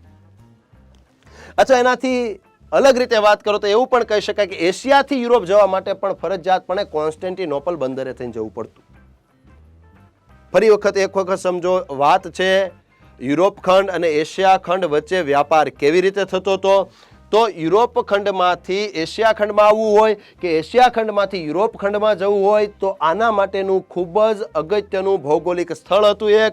એ સ્થળનું નામ હતું કોન્સ્ટેન્ટિનોપલ બંદર. અત્યારે આ બંદર ઇસ્તંબુલ તરીકે ઓળખાય છે. હવે યુરોપ અને એશિયા ખંડને જોડતું અગત્યનું મહત્વનું સ્થળ હોવાથી આ કોન્સ્ટેન્ટિનોપલ યુરોપના પ્રવેશ દ્વાર તરીકે ઓળખવામાં આવતું. કેટલા પ્રશ્નો બરાબર જોજો ભાઈ કે યુરોપ ખંડ સાથેનો જે એશિયા ખંડનો થતો ભારતનો જે વ્યાપાર છે એ કયા બંદરેથી થતો હતો તો કે કોન્સ્ટેન્ટિનોપલ બંદરેથી. કોન્સ્ટેન્ટિનોપલ બંદર અત્યારે કયા નામે ઓળખાય છે તો કે ઇસ્તંબુલ. કોન્સ્ટેન્ટિનોપલ બંદર જે છે એને યુરોપનું પ્રવેશ દ્વાર શા માટે કહેવાય તો કારણ સમજાઈ ગયું. કારણ એ છે કે એશિયા ખંડથી તમારે જો આ અત્યારે જોવાનું નથી, કારણ કે આ તો નવો જળમાર્ગ છે. આપણું ફોકસ અત્યારે આ બાબત ઉપર હોવું જોઈએ, આ માર્ગ ઉપર. તો યુરોપથી એશિયા જવું હોય કે એશિયાથી યુરોપ જવું હોય ફરજિયાતપણે કોન્સ્ટેન્ટિનોપલ બંદરેથી પસાર થવું પડતું. આમ વ્યાપાર માટેનું એક વ્યાપારી કેન્દ્ર અને મહત્વનું બંદર હોવાથી કોન્સ્ટેન્ટિનોપલને યુરોપના પ્રવેશ દ્વાર તરીકે ઓળખવામાં આવતું. તો તમને એવો પ્રશ્ન થાય કે સાહેબ આ તો બરાબર છે, સમજાઈ ગયું, ચલો કે ભાઈ યુરોપ ખંડના લોકો છે એ આ માર્ગે થઈ અને કોન્સ્ટેન્ટિનોપલ આવે, કોન્સ્ટેન્ટિનોપલથી ઇન્ડિયા આવે, અથવા તો આપણે કદાચ યુરોપ જવું હોય તો અહીંથી આપણે કોન્સ્ટેન્ટિનોપલ બંદર ને કોન્સ્ટેન્ટિનોપલ બંદરથી આપણે યુરોપ પહોંચીએ. કોન્સ્ટેન્ટિનોપલ બંદર છે ને તુર્કિસ્તાનમાં આવેલું આ કોન્સ્ટેન્ટિનોપલ બંદર વ્યાપારનું મહત્વનું કેન્દ્ર હતું અને આ જે કેન્દ્ર હતું એ ખ્રિસ્તીઓના કબજામાં હતું. સમજવા જેવો મુદ્દો તો હવે ચાલુ થાય કે પ્રશ્ન ક્યારે ઊભો થયો એમ. બાકી ચલો મેં સમજાવ્યું કે વ્યાપાર તો થતો જ તો 1453 પહેલા પણ યુરોપ અને એશિયા ખંડ વચ્ચે કોન્સ્ટેન્ટિનોપલના માધ્યમથી વ્યાપાર થતો તો કોઈ પ્રશ્ન નહોતો. પણ પ્રશ્ન શું કામ નહોતો? કારણ કે ત્યારે આ બંદર ખ્રિસ્તીઓના કબજામાં હતું. ખ્રિસ્તીઓ એટલે યુરોપ ખંડના જે લોકો છે એ ખ્રિસ્તીઓ હતા. ખ્રિસ્તીઓના કબજા. તો તમે જો કે વેપારી પ્રજા કઈ તો કે ખ્રિસ્તીઓ, તો વ્યાપાર એ ખ્રિસ્તીઓ કરે છે અને બંદર એ ખ્રિસ્તીઓના કબજામાં છે, એટલે ઇસ્યુ નહોતો આવતો. પણ ઇસ્યુ ત્યારે આવ્યો જ્યારે 29મી મે 1453ના રોજ આ કોન્સ્ટેન્ટિનોપલ બંદર ઉપર આક્રમણ થયું. બરાબર સમજો. 1453 સુધી એટલે કે ભૂતકાળની અંદર એશિયા અને યુરોપ ખંડ વચ્ચે વ્યાપાર થતો હતો. જમીન માર્ગે પણ થતો હતો, જળ માર્ગે પણ થતો હતો. પરંતુ એ જમીન માર્ગ અને જળ માર્ગને જોડતું અગત્યનું કોઈ કેન્દ્ર હોય તો એ હતું કોન્સ્ટેન્ટિનોપલ. અને આ કેન્દ્ર અથવા આ બંદર ખ્રિસ્તીઓના કબજામાં હતું ત્યાં સુધી કોઈ પ્રશ્ન નહોતો. કારણ કે યુરોપ ખંડના લોકો છે એ ખ્રિસ્તી ધર્મના લોકો હતા. તો વેપાર કરનાર લોકો પણ ખ્રિસ્તી હતા અને જેના કબજો હતો એ પણ ખ્રિસ્તીઓ હતા. એટલે વ્યાપારમાં કોઈ પ્રશ્ન ન આવ્યો. પણ પ્રશ્ન ત્યારે આવ્યો જ્યારે તારીખ સાથે વાત કરું 29મી મે 1453ના રોજ તુર્કોએ, કારણ કે તુર્કિસ્તાનનું તો બંદર હતું, એની ઉપર ખ્રિસ્તીઓનો કબજો હતો. તો હવે 1453ની 29મી મેએ આ તુર્કોએ એટલે કે ઇસ્લામિયા તુર્કો એ આ બંદર ઉપર આક્રમણ કરી દીધું, કોન્સ્ટેન્ટિનોપલ બંદર ઉપર. અને આ કોન્સ્ટેન્ટિનોપલ બંદર છે એ જીતી લે છે. બદલાઈ ગઈ આખી પરિસ્થિતિ. અત્યાર સુધી જે બંદર ખ્રિસ્તીઓના કબજામાં હતું અને સરળતાથી વેપાર થતો હતો, એ બંદર 1453ની અંદર ઇસ્લામિયા તુર્કોએ જીતી લીધું અને એ બંદર હવે આવે છે તુર્કોના કબજામાં. હવે શું થયું હશે એ કહેવાની જરૂર નથી, પણ છતાં કહી દઉં કે હવે થયું હશે એવું કે આજે યુરોપ ખંડના લોકો કોન્સ્ટેન્ટિનોપલ બંદરેથી જે વેપાર કરતા હતા એ વેપાર થઈ ગયો બંધ. સમજી શકાય ને? કાંઈ અઘરું નથી ને. કારણ કે અત્યાર સુધી ખ્રિસ્તીઓના કબજામાં હતું એટલે વેપાર થતો હતો. હવે તુર્કોના કબજામાં એટલે તુર્કોએ શું કરી દીધું? કોન્સ્ટેન્ટિનોપલ બંદર ઉપરથી વેપાર કરી દીધો બંધ. આ ઘટનાને વિશ્વ ઇતિહાસની અંદર એવું પણ કહી શકાય છે કોન્સ્ટેન્ટિનોપલ બંદરનું પતન. ક્યારે થાય છે કોન્સ્ટેન્ટિનોપલ બંદરનું પતન? 29મી મે 1453 ઇસ્લામિયા તુર્કોએ આક્રમણ કર્યું અને જીતી લીધું. અને ખ્રિસ્તીઓનો જે ભારત સાથેનો અથવા એશિયા ખંડ સાથેનો જે વ્યાપાર હતો એ વ્યાપાર થઈ ગયો બંધ. માટે નવો જળમાર્ગ શોધવાની જરૂરિયાત ઊભી થઈ. આવો પ્રશ્ન તમને થાય કે ભાઈ પોર્ટુગીઝોએ નવો જળમાર્ગ શોધવાની જરૂરિયાત શા માટે ઊભી થઈ? તો ટૂંકું ને ટચ કારણ કોન્સ્ટેન્ટિનોપલનું પતન થતા. કારણ કે જ્યાં સુધી કોન્સ્ટેન્ટિનોપલ ખ્રિસ્તીઓના કબજામાં હતું ત્યાં સુધી કોઈ વાંધો નહોતો. હવે કોન્સ્ટેન્ટિનોપલ બંદર છે એ તુર્કોના કબજામાં આવે છે. તુર્કોએ ખ્રિસ્તીઓનો વેપાર એ બંદરેથી બંધ કરી દીધો અને આમ હવે એ ખ્રિસ્તીઓ માટે છે એ બંદરેથી વેપાર થઈ શકે એમ નથી. તો ક્લિયર એક પ્રશ્નનો જવાબ કે પોર્ટુગીઝો માટે અથવા તો યુરોપ ખંડના લોકો માટે નવો જળમાર્ગ શોધવાની જરૂરિયાત શા માટે ઊભી થઈ?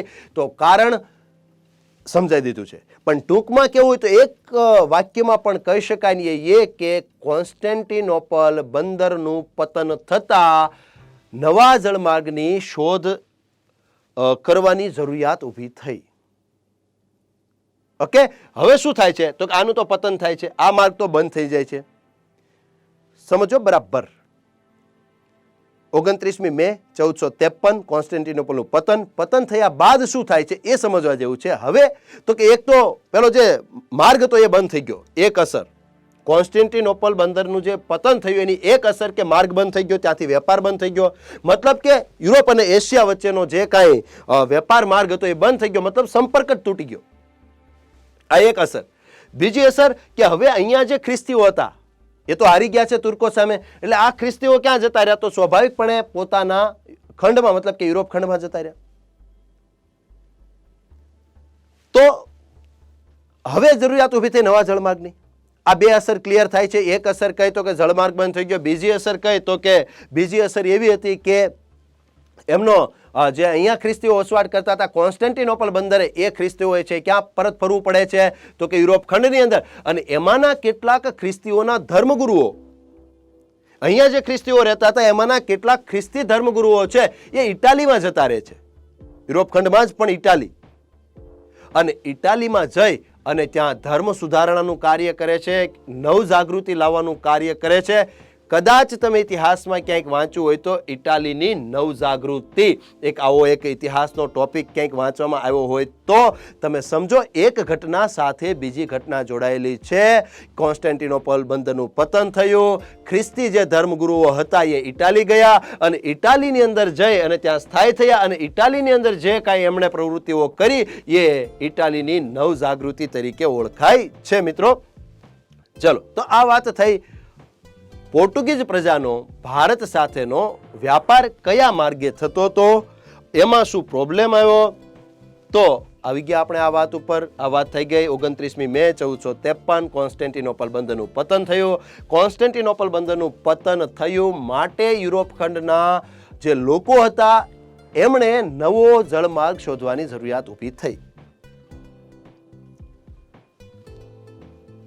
હવે પ્રશ્ન એ છે કે આટલો માર્ગ, આટલો રસ્તો કાપીને ભારત આવતા અથવા તો એશિયા ખંડમાં આવતા હવે બંધ થઈ ગયું છે, પરંતુ એમને આ વસ્તુ પોસાય એમ નથી. હવે જોજો હવે શું થાય છે. ભાઈ ચલો બધું બંધ થઈ ગયું, કદાચ આપણે હોય તો એવું કરીએ કે ભાઈ ચલો ઠીક છે, જે થયું એ સારા માટે થયું. આપણી માનસિકતા સમજાવું ખાલી કે ઠીક છે ચલો જે થયું એ સારા માટે થયું, કદાચ આપણા નસીબમાં નહીં હોય એટલે માર્ગ બંધ થઈ ગયો. થાય ને એવું?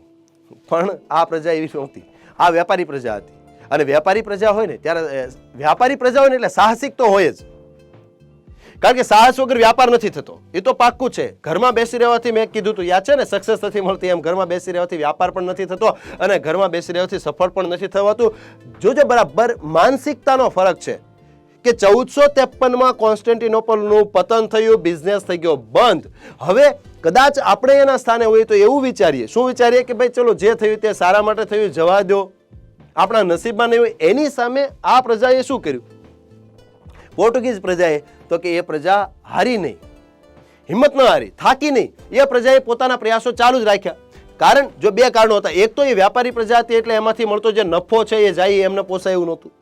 બીજું કારણ એ પણ હતું કે એ સાહસિકો પણ હતા. અને ત્રીજું કારણ એવું પણ હતું કે એમની જરૂરિયાત હતી. જરૂરિયાત એટલે સમજાય છે, મેં અગાઉ તમને સમજાવી દીધું હતું કે ભારતમાં જે કાંઈ મરી મસાલા છે, તેજાના છે, ગળી છે, એની એ ઠંડા પ્રદેશમાં ખૂબ જ માંગ હતી, એટલે એમને એમની જરૂરિયાત પણ હતી. આમ તમે બે વસ્તુ સમજો, એક તો નફો બંધ થઈ ગયો, બીજું નફો બંધ થઈ ગયો સાથે સાથે એમની જરૂરિયાત પણ પૂરી નથી થતી. કારણ કે પૂર્વના દેશો સાથેનો વેપાર બંધ થઈ ગયો છે. ખ્યાલ આવે છે? યુરોપ ખંડ પશ્ચિમનો વિસ્તાર છે, આપણો દેશ અથવા આપણો આ એશિયા ખંડ એ છે પૂર્વનો વિસ્તાર કહેવાય. તો હવે પશ્ચિમના જે દેશો છે અથવા તો યુરોપના જે દેશો છે એનો પૂર્વના દેશો સાથેનો વ્યાપાર બંધ થઈ જાય છે. તેથી એમની કેટલીક જરૂરિયાતો પણ પૂરી થતી નથી. સાથે સાથે જે વ્યાપારમાં નફો મળતો હતો એ પણ બંધ થઈ ગયો. આ બધું છે એ એમણે જોયું, એમણે વિચાર્યું અને અંતે એમણે નક્કી કર્યું કે આ માર્ગ બંધ થઈ ગયો તો કોઈ વાંધો નથી, પરંતુ ભારત જવાનો નવો ક્યાંકથી માર્ગ તો મળી જ આવશે. આ પોર્ટુગીઝ પ્રજાની માનસિકતા અથવા યુરોપ ખંડના જે લોકો છે એની માનસિકતા કે એ થાક્યા નહીં, હાર્યા નહીં, હિંમત ન હાર્યા, અને સાથે સાથે એટલું જ નહીં પણ એમને ત્યાંના રાજાનો પણ પૂરો સપોર્ટ મળ્યો. સમજો બરાબર, પોર્ટુગીઝ પ્રજા છે એમને ત્યાંના રાજા જેનું નામ હતું પ્રિન્સ હેનરી, આ પ્રિન્સ હેનરીનો પણ ખૂબ જ સપોર્ટ મળ્યો. અને પ્રિન્સ હેનરી વિશે વાત કરું તો એટલું કહી દઉં કે પ્રિન્સ હેનરીએ તો જળમાર્ગ શોધવા માટે જ પોતાની જાત સમર્પિત કરી દીધી હતી. પોતાના દેશના નાવિકોને તૈયાર કર્યા, નાવિકોને તાલીમ આપવા માટે તાલીમ શાળાઓ ચાલુ કરી, તાલીમબદ્ધ નાવિકો તૈયાર કર્યા અને માનસિક અને આર્થિક બંને રીતે એમને સપોર્ટ કર્યો. વાત કરું છું 1453 પછીની, વાત કરું છું પોર્ટુગલના રાજા પ્રિન્સ હેનરીની, કે જે વિશ્વ ઇતિહાસની અંદર હેનરી ધ નેવિગેટર તરીકે ઓળખાય છે. પોર્ટુગલના રાજા જેનું નામ હતું પ્રિન્સ હેનરી, જે વિશ્વ ઇતિહાસની અંદર હેનરી ધ નેવિગેટર તરીકે ઓળખાય છે. કારણ કે પ્રિન્સ હેનરીએ પોતાના દેશના જે નાવિકો હતા એમને તાલીમ આપી, તાલીમ શાળાઓ ચાલુ કરી, તાલીમબદ્ધ કર્યા અને આર્થિક અને માનસિક રીતે પૂરેપૂરો સપોર્ટ કરી અને દરિયો ખેડવા માટે તૈયાર કર્યા. દરિયો ખેડવા માટે તૈયાર કર્યા માટે જ એને હેનરી ધ નેવિગેટર તરીકે ઓળખવામાં આવે. કારણ કે નેવિગેટર એટલે દિશા દર્શાવનાર. કોઈ દિશા તો આપે એવું જોઈએ ને. આપણે એક વિડીયોમાં વાત કરી હતી, ખ્યાલ છે કે સ્પર્ધાત્મક પરીક્ષાની તૈયારી કરવા માટે તમારે જરૂર પડશે એક માર્ગદર્શકની, તમારે જરૂર પડશે એક ગાઈડની. કોઈક તો હોવું જોઈએ જે તમને માનસિક સપોર્ટ કરે, કોઈક તો હોવું જોઈએ જે તમને રસ્તો બતાવે. મિત્રો, પોર્ટુગીઝ પ્રજાને રસ્તો બતાવનાર બીજું કોઈ પણ નહીં, પણ પોર્ટુગીઝનો જ રાજા પ્રિન્સ હેનરી હતો. એણે એની પ્રજાને દિશા બતાવી, સાહસ કરવા માટે પ્રેર્યા. માટે વિશ્વ ઇતિહાસની અંદર એનું ઉપનામ પડી ગયું હેનરી ધ નેવિગેટર. નેવિગેટર મતલબ ફરી વખત યાદ કરાવું, દિશા દર્શાવનાર. નેવિગેશન ઉપગ્રહ આવે છે ને, ખ્યાલ છે નેવિગેશન. તો નેવિગેશન એટલે દિશા દર્શાવી, દિશા સૂચક. તો આણે દિશા દર્શાવી માટે હેનરી ધ નેવિગેટર તરીકે ઓળખાયો. હવે સમજવા જેવું આવે છે, જુઓ તમે, કે 1453માં કોન્સ્ટેન્ટિનોપલનું પતન થયું. 1453 ની અંદર છે વ્યાપાર બંધ થઈ ગયો અને આ પ્રજા પોતાના પ્રયાસો છોડતી નથી. તો ક્યાં સુધી નથી છોડતી એ તમે જુઓ તો તમને ખ્યાલ આવશે કે 1453 ની અંદર જે માર્ગ બંધ થઈ ગયો તો એના સ્થાને નવો માર્ગ શોધવા માટે તાલીમ ક્યાં સુધી લે છે? 1453 થી 1488 સુધી તો તૈયારી કરે છે, તાલીમ લે છે, તાલીમ શાળાઓ ખોલે છે, માનસિક સપોર્ટ કરે છે, એકાબીજીને આર્થિક સપોર્ટ કરે છે. અને 1488 ની અંદર એક પોર્ટુગીઝ નાવિક જેનું નામ હતું બાર્થોલોમ્યુ ડાયઝ, એ ભારતનો જળમાર્ગ શોધવા માટે પ્રયાસ કરે છે. હવે અહીંયા શીખવા જેવી બાબત કઈ એ હું તમને કહી દઉં કે 1453 ની અંદર જે માર્ગ બંધ થઈ ગયો એના સ્થાને નવો જળમાર્ગ શોધવા માટે 1488 સુધી ટક્યા રહેવું. અમસ્તા પોર્ટુગીઝોનો ઇતિહાસ નથી ભણતા. કારણ કે મેં તમને એક વખત એક વિડીયોમાં કદાચ જ્યાં સુધી મને યાદ છે ત્યાં સુધી એક વાત કરેલી, ખ્યાલ છે કે બે પ્રકારના માણસો હોય ઇતિહાસમાં, અથવા વિશ્વની વાત કરો તો બે પ્રકારના માણસો હોય. એક પ્રકારના માણસો એવા કે જે ઇતિહાસ વાંચે છે માત્ર, અને એક પ્રકારના માણસો કે જે ઇતિહાસ રચે છે. હવે એમાંથી તમે કયા પ્રકારના માણસ છો એ તો તમારે નક્કી કરવાનું છે, પરંતુ આને ઇતિહાસ રચેલો છે. મિત્રો, ભલે આપણા દેશ માટે નુકસાનકારક હતા, આપણા દેશનું શોષણ કર્યું, આપણા દેશની સંસ્કૃતિનો નાશ કર્યો, બધી વાત સાચી, પણ શીખવા જેવી કોઈ વસ્તુ હોય તો એ છે એમનું સાહસ, એમની ધીરજ. તમે જોઈ લો 1453માં જે વ્યાપાર બંધ થાય છે, જે માર્ગ બંધ થાય છે, એના સ્થાને નવો માર્ગ શોધવા માટે 1488 સુધી આ પ્રજા તૈયારી કરે છે ખાલી. અને ઈસવીસન 1488 ની અંદર પ્રથમ પોર્ટુગીઝ નાવિક બાર્થોલોમ્યુ ડાયઝ નામનો વ્યક્તિ છે, એ આફ્રિકાના દક્ષિણ કિનારે પહોંચે છે. અને આપણે તો સ્પર્ધાત્મક પરીક્ષાની તૈયારી કરતા હોય ને 3 મહિના 4 મહિના થાય, 6 મહિના થાય, ત્યાં તો આપણે ને આપણા વાલી બધા એવી ફરિયાદો કરવા લાગે, 1 વર્ષથી તૈયારી કરું છું, એમ 2 વર્ષથી તૈયારી કરું, સર હું 5 વર્ષથી તૈયારી કરું, પણ શું થઈ ગયું? ભાઈ, છે ઇતિહાસની અંદર ઇતિહાસ બનાવવા વાળા લોકો જો કે જે લોકો લાગ્યા રહ્યા છે, કન્ટિન્યુઅસ એફર્ટ્સ, યાદ કરો મારા શબ્દો, સતત પ્રયાસો કરવાથી સફળતા મળે જ. ભાઈ, બાકી વાત કરો પોર્ટુગીઝોની, વાત કરો અંગ્રેજોની કે યુરોપ ખંડના લોકોની, તો યુરોપ ખંડના લોકો માટે એશિયા આવવું એટલું સરળ નહોતું, કારણ કે હવે તો માર્ગ જ નથી ખબર, અને હવે તો દરિયો ખેડવાનો છે. કારણ કે જમીન માર્ગ સેફ નહોતો. જમીન માર્ગ શોધ્યો કેમ નહીં? કેમ જળમાર્ગ શોધ્યો? નહીતર જમીન માર્ગ શોધી લેવાય ને. પરંતુ જમીન માર્ગ સેફ નહોતો, સુરક્ષિત નહોતો, એટલે એને શું કર્યું? કારણ કે એ જાણતા હતા કે ફરી વખત જમીન માર્ગે ક્યાંકથી પ્રયાસ કરશું, ફરી વખત કંઈક યુદ્ધ થશે, આક્રમણ થશે, અને અંતે ફરી વખત એ રસ્તો બંધ થશે, તો આપણે તો કે એશિયા પહોંચવા માટે ઘણા બધા દેશમાંથી પસાર થવું પડશે, અને કેટલા દેશ સાથે યુદ્ધ કરશું. માટે એક એવો રસ્તો પસંદ કરો કે જ્યાં આપણે સુરક્ષિત હોઈએ, અને એ રસ્તો એટલે જળમાર્ગ પસંદ કર્યો, જેની અમને ખબર પણ નહોતી, અને છતાં પ્રયાસો કર્યા. 1453 થી લઈ 1488 સુધી માત્ર તાલીમ લીધી, પ્રયાસો કર્યા, અને અંતે 1488 ની અંદર આ પોર્ટુગીઝ નાવિક બાર્થોલોમ્યુ ડાયઝ આફ્રિકાના દક્ષિણ કિનારે પહોંચે છે. અને આફ્રિકાના દક્ષિણ કિનારે પહોંચી અને એક સ્થળ, એક જગ્યા કે જેને એ વ્યક્તિ નામ આપે છે cape of good hope. Cape of good hope, સારી આશાની ભૂશીર. તમે જોજો બરાબર બાર્થોલોમ્યુ ડાયઝ ક્યાંનો હતો? તો કે પોર્ટુગલ નાવિક હતો.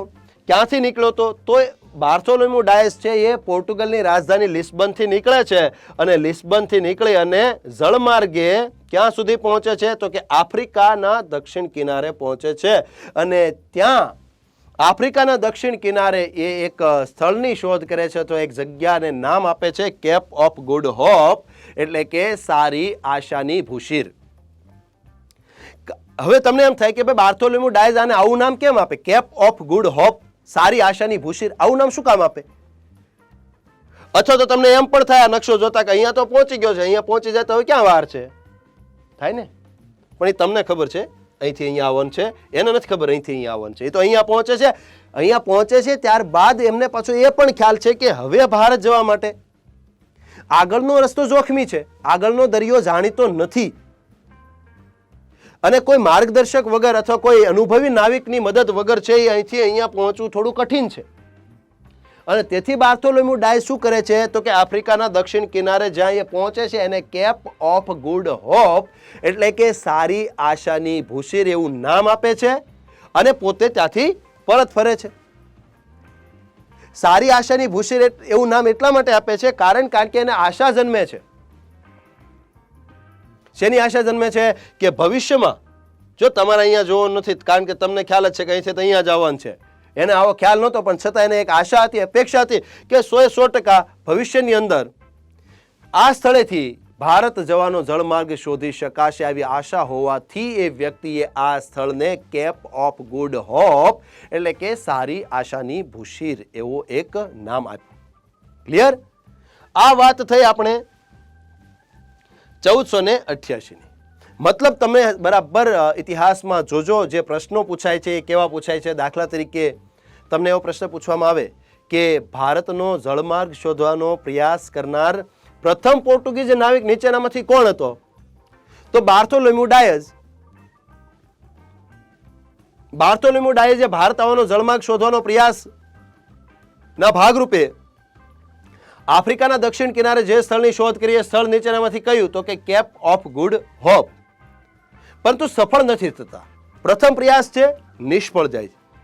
નિષ્ફળ જાય છે પણ તમે જો આશા નથી છોડતા. માટે વિદ્યાર્થી મિત્રો તમને પણ એક વિનંતી છે અથવા એક સલાહ છે કે તમારા ક્ષેત્રમાં ક્યારેય આશા નહીં છોડો. તમે જે ક્ષેત્રમાં હોય, બિઝનેસમાં હોય કે નોકરીમાં હોય કે પ્રાઇવેટમાં હોય કે ગવર્મેન્ટમાં હોય કે XYZ ખેતી કરતા હો તો પણ આશા અમર છે. ઓપ્ટિમિસ્ટિક બનો. ઓપ્ટિમિસ્ટિક મતલબ આશાવાદી બનો, પેસિમિસ્ટિક નહીં બનો. નિરાશાવાદી, વાતમાં ઢીલું બોલવું, આમ છે ને તેમ છે ને ફલાણું છે, મિત્રો નહીં. તમે યુવાન છો અને યુવાનોએ તો ખરેખર તરવરાટ, એક પ્રકારનો જુસ્સો દાખવવાનો હોય, એક પ્રકારનો ઉત્સાહ દાખવવાનો હોય, એક પ્રકારનો તરવરાટ દાખવવાનો હોય કે લડી લેશું, જે થશે તે જોયું જશે, પણ આશાવાદી બનવાનું છે, આશા રાખવાની છે. જો એ અહીંયા નિષ્ફળ જાય છે છતાં એ પોતાની આશા નથી છોડતા, એટલા માટે તો નામ પણ આપ્યું cape of good hope. Hope એટલે આશા. આગળ વધે છે. હવે મૂળ મુદ્દો તો જળમાર્ગ શોધવાનો છે. 1492 પણ એક વ્યક્તિ છે ને એ આવો પ્રયાસ કરે છે અને એ વ્યક્તિનું નામ તો તમે લગભગ સાંભળેલું જ છે. લગભગ નહીં, સાંભળેલું જ છે, કારણ કે આ તો પ્રાથમિક શાળાથી આ બધી બાબતો ભણાવવામાં આવે છે. ઇટાલીનો એક નાવિક હતો જેનું નામ હતું ક્રિસ્ટોફર કોલંબસ. ક્રિસ્ટોફર કોલંબસ ઇટાલીનો હતો. સ્પેનના રાજાની મદદથી એ વ્યક્તિ ભારતનો જળમાર્ગ શોધવા માટે નીકળે છે. સાંભળજો બરાબર. ક્રિસ્ટોફર કોલંબસ, ઈસવીસન 1492 ની વાત છે. 1492 ની અંદર ક્રિસ્ટોફર કોલંબસ નામનો ઇટાલિયન નાગરિક અથવા તો નાવિક સ્પેનના રાજાની મદદથી, એટલે તમે જોજો બરાબર, હતો ક્યાંનો? તો ઇટાલીનો હતો. નીકળ્યો તો ક્યાંથી? તો કે સ્પેનથી. મદદ કોની મળી હતી? સ્પેનની. અને મિત્રો ખાસ યાદ કરાવી દઉં કે ભૌગોલિક જે કાંઈ શોધખોળો હતી ને આ 15મી સદી દરમિયાન જે કાંઈ ભૌગોલિક શોધખોળો થઈ હતી ને એની અંદર બે જ રાષ્ટ્રો અગ્રેસર હતા અને એ બે રાષ્ટ્રો પૈકી એક પોર્ટુગલ અને બીજું કોઈ હોય તો આ સ્પેન. આ બે રાષ્ટ્રો અગ્રેસર હતા. એમાંથી પોર્ટુગલની મેં આગળ વાત કરી લીધી તમને. હવે તો કે ભાઈ સ્પેનના રાજાની મદદથી, તો સ્પેનની મદદથી ઇટાલીનો એક નાવિક છે ક્રિસ્ટોફર કોલંબસ, એ 1492 ભારતનો જળમાર્ગ શોધતા એક અજાણી જગ્યાએ પહોંચી જાય છે. કોલંબસને તો કદાચ એવો સંતોષ હતો કે મેં ભારત શોધી લીધું, પરંતુ થાય છે એવું કે 1492 ની અંદર કોલંબસ છે એ ભારત શોધતો નથી, પરંતુ એક અજાણ્યો પ્રદેશ શોધી કાઢે છે. આ વાત થઈ 1492 કે કોલંબસે એક અજાણ્યો પ્રદેશ શોધી કાઢ્યો. એમને કદાચ મનમાં એવું સંતોષ હશે કે હું ભારત પહોંચી ગયો, પરંતુ થયું એવું કે એ ભારત નહોતો પહોંચ્યો, પણ એક અજાણ્યા પ્રદેશમાં પહોંચ્યો. હવે આ વ્યક્તિ અજાણ્યા પ્રદેશમાં પહોંચ્યો છે, એ એને ભારત માને છે કદાચ, પરંતુ એક અમેરિગો વેસ્પુચી નામનો એક વ્યક્તિ હતો, બીજો ઇટાલીનો જ હતો, અમેરિગો વેસ્પુચી. આ ઇટાલીના અમેરિગો વેસ્પુચી નામના વ્યક્તિએ એવી પુષ્ટિ આપી કે આ ભારત નથી, પરંતુ આ કોઈ અન્ય પ્રદેશ જ છે. આમ આ કોલંબસે શોધેલો જે અજાણ્યો પ્રદેશ છે એ ભારત નથી, પરંતુ બીજો અજાણ્યો પ્રદેશ છે. એવી પુષ્ટિ કરનાર કોઈ વ્યક્તિ હોય તો એ વ્યક્તિ હતો અમેરિગો વેસ્પુચી, અને તેથી આ પ્રદેશનું નામ પડ્યું અમેરિકા. ખ્યાલ આવે છે મિત્રો? અમેરિકાની શોધ કોણે કરી? કોલંબસે કરી. પણ અમેરિકા નામ કોલંબસે નથી આપ્યું, અથવા તો ત્યારે એનું નામ પણ અમેરિકા નહોતું. સમજો, બરાબર ઇતિહાસ બહુ રસપ્રદ છે કે અમેરિકા ખંડની શોધ કોણે કરી? તો કોલંબસે કરી. કારણ કે પ્રદેશ તો કોલંબસે શોધ્યો, સ્વાભાવિક છે, પરંતુ એ ભારત નહોતું, અજાણ્યો પ્રદેશ હતો. પણ એ સાબિત કરનાર વ્યક્તિ કોણ? તો એ સાબિત કરનાર વ્યક્તિ હતો અમેરિગો વેસ્પુચી. અને અમેરિગો વેસ્પુચીના નામ ઉપરથી એ વિસ્તાર કે પ્રદેશનું નામ પડ્યું અમેરિકા. આજે પણ એ કિનારાના કેટલાક પ્રદેશો છે, વેસ્ટ ઇન્ડિઝ કહેવાય છે, રેડ ઇન્ડિયન કહેવાય, ત્યાંની જે મૂળ જાતિના લોકો છે રેડ ઇન્ડિયન્સ કહેવાય છે. તો આમ જોવા જાવ ને તો ખરેખર ભારત શોધવાના બદલે અથવા તો ભારતની શોધ કરતા કરતા અનાયાસે અમેરિકા શોધાઈ ગયેલું છે.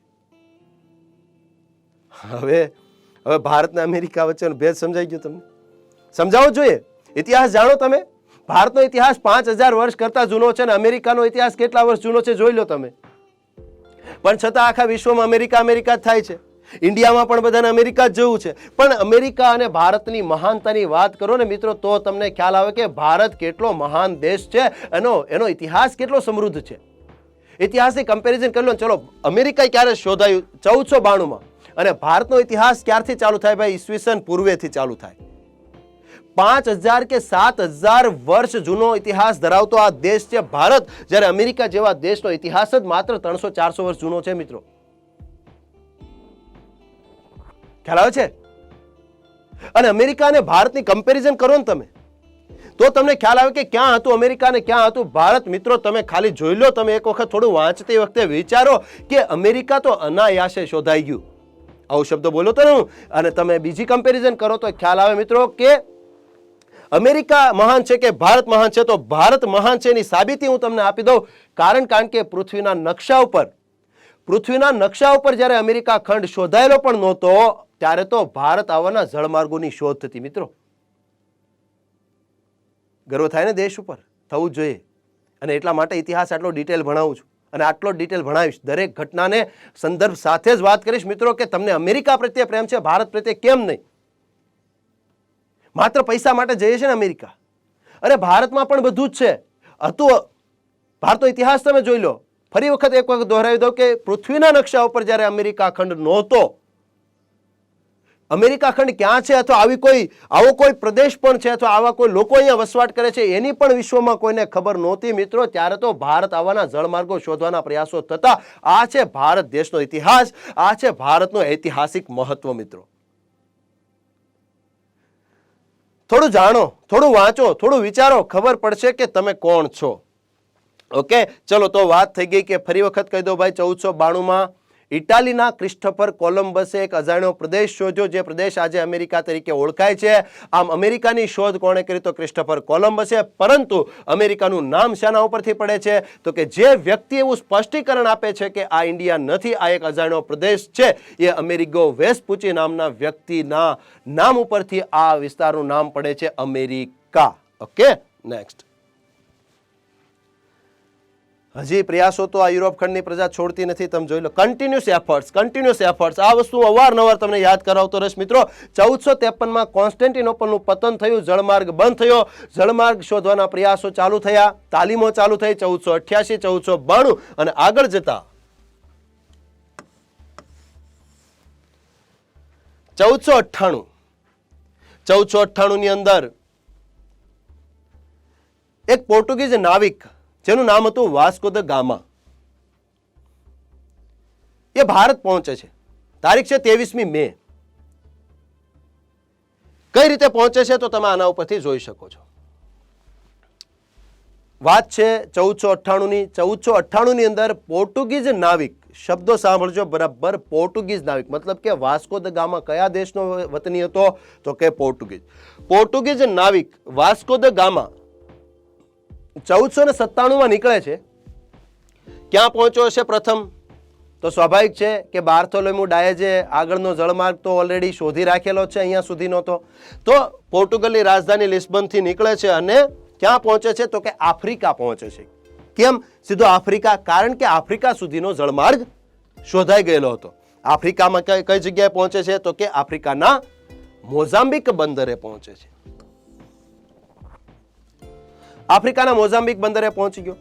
અહીંયા સુધીનું કામ સરળ હતું, પરંતુ હવેનું કામ ખૂબ અઘરું હતું. કારણ કે બાર્થોલોમ્યુ ડાયેઝ પણ અહીંથી પરત ફરેલો. હવે તો કે વાસ્કો દ ગામાને પોતાને પણ એક ખ્યાલ આવે છે કે આગળનો દરિયો જોખમી છે, અથવા તો આગળ ભારત સુધી પહોંચવા માટે શેની જરૂર પડશે તો કે અનુભવી નાવિકોની જરૂર પડશે. હવે એ ક્યાં ગોતવા? પણ છતાં મળી ગયા. આફ્રિકાના મોઝામ્બિક બંદરેથી વાસ્કો દ ગામાને ભારતીય ખલાસીઓ મળી ગયા. હવે તમે સમજો. હા, તમને કદાચ એવો પ્રશ્ન થાય, બરાબર સાંભળજો, પ્રશ્ન કહું છું એનો જવાબ પણ તમને કહું છું કે 1497 નીકળેલો વાસ્કો દ ગામા આફ્રિકા પહોંચે છે, આફ્રિકાના મોઝામ્બિક બંદરે પહોંચે છે, ત્યાં એને ભારતીય નાવિકો સાથે મુલાકાત થાય છે. એનો અર્થ મિત્રો એવો થયો કે ભલે યુરોપ સાથેનો વ્યાપાર આપણો બંધ હતો, પણ ઓલરેડી ભારત અને આફ્રિકા સાથેનો વ્યાપાર તો દરિયાઈ માર્ગે ચાલુ જ હતો. ખ્યાલ આવી ગયો? તેથી ભારતીય નાવિકો ત્યાં મળી આવ્યા. એટલે ઘણાને પાછો આ પ્રશ્ન રહી જાય આખી જિંદગી કે વાસ્કો દ ગામાને કાંઈ મળતું નહોતું અને ત્યાં ભારતીય નાવિકો ક્યાંથી મળી ગયા? થાય ને? થાય, સ્વાભાવિક છે. ભલે પ્રશ્નો થવા જોઈએ અને ઇતિહાસમાં બધા પ્રશ્નોના જવાબ છે કે આફ્રિકા સાથે ભારતનો વ્યાપાર ચાલુ હતો અને તેથી ત્યાં ભારતીય નાવિકો વાસ્કો દ ગામાને મળી ગયા. આ તમે જુઓ ને તો ભારતના ઇતિહાસનો ટર્નિંગ પોઈન્ટ છે મિત્રો. ભારતનો ઇતિહાસ બદલી નાખ્યો આ ઘટનાએ. હવે પોર્ટુગીઝોના નસીબ માનો તમે આને. કઈ બાબતને? ભારતીય નાવિકો મળી જવા. આફ્રિકાના મોઝામ્બિક બંદરેથી ભારતીય નાવિકો મળી જવા. આને તમે પોર્ટુગીઝ પ્રજાનું નસીબ પણ ગણી શકો છો અને ભારતીય પ્રજાનું બદનસીબ ગણવું હોય તો પણ ગણી શકાય છે. આ એક ઘટનાએ ભારતના આખા ઇતિહાસની કાયા પલટ કરી નાખી મિત્રો. કારણ કે હવે થાય છે એવું કે મોઝામ્બિક બંદરે જે મળે છે નાવિકો, અહમદ ઇબ્ન મસ્જિદ અને કાંજી માલમ, આ નાવિકો હવે વાસ્કો દ ગામાને શું કરે છે તો કે મોઝામ્બિક બંદરેથી ક્યાં લઈ આવે છે તો કે ભારતના પૂર્વ કિનારે. તો હવે થાય છે શું? હવે થાય છે એવું કે મોઝામ્બિક બંદરેથી મળેલા જે નાવિકો છે, દાખલા તરીકે અહમદ ઇબ્ન મસ્જિદ અને કાંજી માલમ, આ નાવિકો વાસ્કો દ ગામાને મોઝામ્બિક બંદરેથી લઈ આવે છે ક્યાં તો કે ભારત. ભારતમાં ક્યાં તો કે ભારતના કેરળના કાલિકટ બંદરે, દક્ષિણ કિનારે. સમજો બરાબર. પોર્ટુગલની રાજધાની લિસ્બનથી નીકળેલો વાસ્કો દ ગામા આફ્રિકા પહોંચે છે, આફ્રિકાના મોઝામ્બિક બંદરે પહોંચે છે. મોઝામ્બિક બંદરેથી એને અહમદ ઇબ્ન મસ્જિદ અને કાંજી માલમનો સાથ મળે છે અને આ અહમદ ઇબ્ન મસ્જિદ અને કાંજી માલમની મદદથી વાસ્કો દ ગામા ભારતના કેરળના કાલિકટ બંદરે પહોંચે છે. હવે કદાચ એવો પ્રશ્ન થાય અને જવાબ આપું છું. તમે જોજો, પ્રશ્ન ઉપસ્થિત કરું છું તમારી સામે, પ્રશ્ન ઉભો કરું છું અને સામે જવાબ પણ આપું છું. એવો પ્રશ્ન થાય કે ભાઈ અહમદ ઇબ્ન મસ્જિદ અને કાંજી માલમ અથવા તો આ નાવિકો છે એ પોર્ટુગીઝોને ભારત શું કામ લાવે? તો જવાબ છે કે એમાં એનો ફાયદો હતો. ફાયદો શું હતો? સ્વાભાવિકપણે આ વિદેશી પ્રજા હતી એટલે કદાચ આ નાવિકોએ એવું વિચાર્યું હશે કે આ પ્રજા છે એને હું ભારત લઈ આવું અને ભારત લઈ આવ્યા બાદ આ પ્રજા સાથે અમે વ્યાપાર કરીશું અને અમારા નફામાં વધારો થશે, આવું વિચાર્યું છે. અને આવું વિચારી અને આ નાવિકો છે એ પોર્ટુગીઝ પ્રજાને ક્યાં લઈ આવે છે? તો કે ભારત. ભારતમાં સૌપ્રથમ ક્યાં? તો કે કેરળ. કેરળમાં કઈ જગ્યાએ? તો કે કાલિકટ બંદરે સૌપ્રથમ વાસ્કો દ ગામા ઉતરે છે. પહોંચી ગયા ભારત. ભારત પહોંચવામાં સફળ કોણ થાય છે? બાર્થોલોમ્યુ ડાયઝ, કોલંબસ કે વાસ્કો દ ગામા? તો જવાબ છે વાસ્કો દ ગામા. 1497 માં નીકળેલો વાસ્કો દ ગામા તારીખ 23મી મે 1498 ના રોજ. આ પ્રશ્ન જીપીએસસી માં પણ પૂછાઈ ગયેલો છે. 23મી મે 1498 ના રોજ વાસ્કો દ ગામા ભારતના કેરળના કાલિકટ બંદરે પહોંચે છે. હવે આ સમયે આ વિસ્તારનો રાજા એક હિન્દુ રાજા હતો જેનું નામ હતું ઝામોરીન. ઝામોરીનને ખ્યાલ આવ્યો કે કોઈ વિદેશી પ્રજા ભારત આવી છે આપણા દરિયા કિનારે. એટલે ઝામોરીને પણ આ પોર્ટુગીઝોનું સ્વાગત કર્યું. એટલે ભવ્ય સ્વાગત કર્યું. વળાંક ક્યાં આવે છે? બરાબર ધ્યાનથી સમજજો. બરાબર વાસ્કો દ ગામા પહોંચી ગયો છે ભારતના દક્ષિણ કિનારે. વાસ્કો દ ગામા ભારત આવે છે. આ સમયે આ વિસ્તારનો જે હિન્દુ રાજા હતો જેનું નામ હતું ઝામોરીન, એ આ પોર્ટુગીઝ પ્રજાનું ઉમળકાભેર સ્વાગત કરે છે.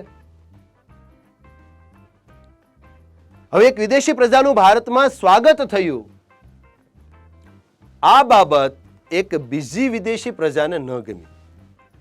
એ બીજી વિદેશી પ્રજા એટલે ભારતમાં ઓલરેડી વ્યાપારિક સંબંધો ધરાવતી પ્રજા એટલે આરબ પ્રજા. ખ્યાલ આવે છે?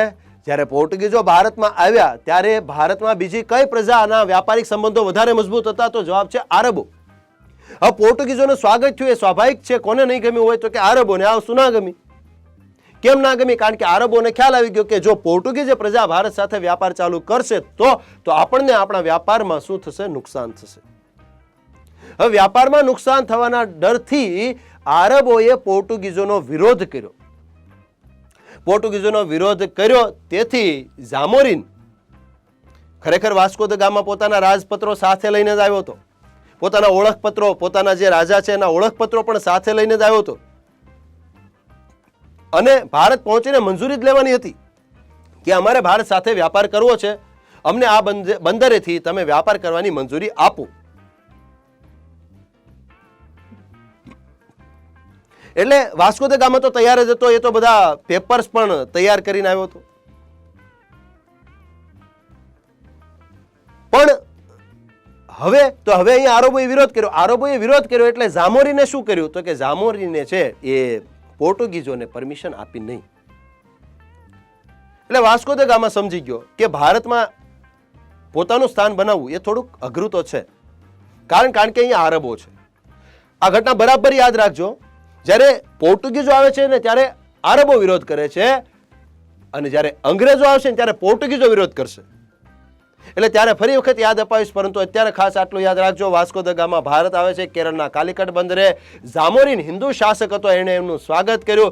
પરંતુ આરબોના વિરોધના કારણે પોર્ટુગીઝોને ભારત સાથે વ્યાપાર કરવાની પરમિશન મળી નહીં. એટલે વાસ્કો દ ગામા સમજી ગયો. 3 મહિના સુધી વાસ્કો દ ગામા ભારતમાં રહ્યો. 3 મહિના સુધી જ્યારે વાસ્કો દ ગામા ભારતમાં રહ્યો ત્યારે આ વાસ્કો દ ગામાએ ભારતના આ બધા વિસ્તારનો અભ્યાસ કર્યો, ભારતની પરિસ્થિતિનો અભ્યાસ કર્યો અને ભારતમાંથી ઘણી બધી ચીજ વસ્તુઓની ખરીદી કરી. હવે શું થાય છે જોજો. બરાબર વાસ્કો દ ગામા 3 મહિના સુધી ભારત રોકાય છે. આ સમયગાળા દરમિયાન વાસ્કો દ ગામા ભારતની પોઝિશનનો અભ્યાસ કરે છે, ભારતની જે શાસન વ્યવસ્થા છે એનો અભ્યાસ કરે છે. અને થયું શું એ ખ્યાલ છે મિત્રો?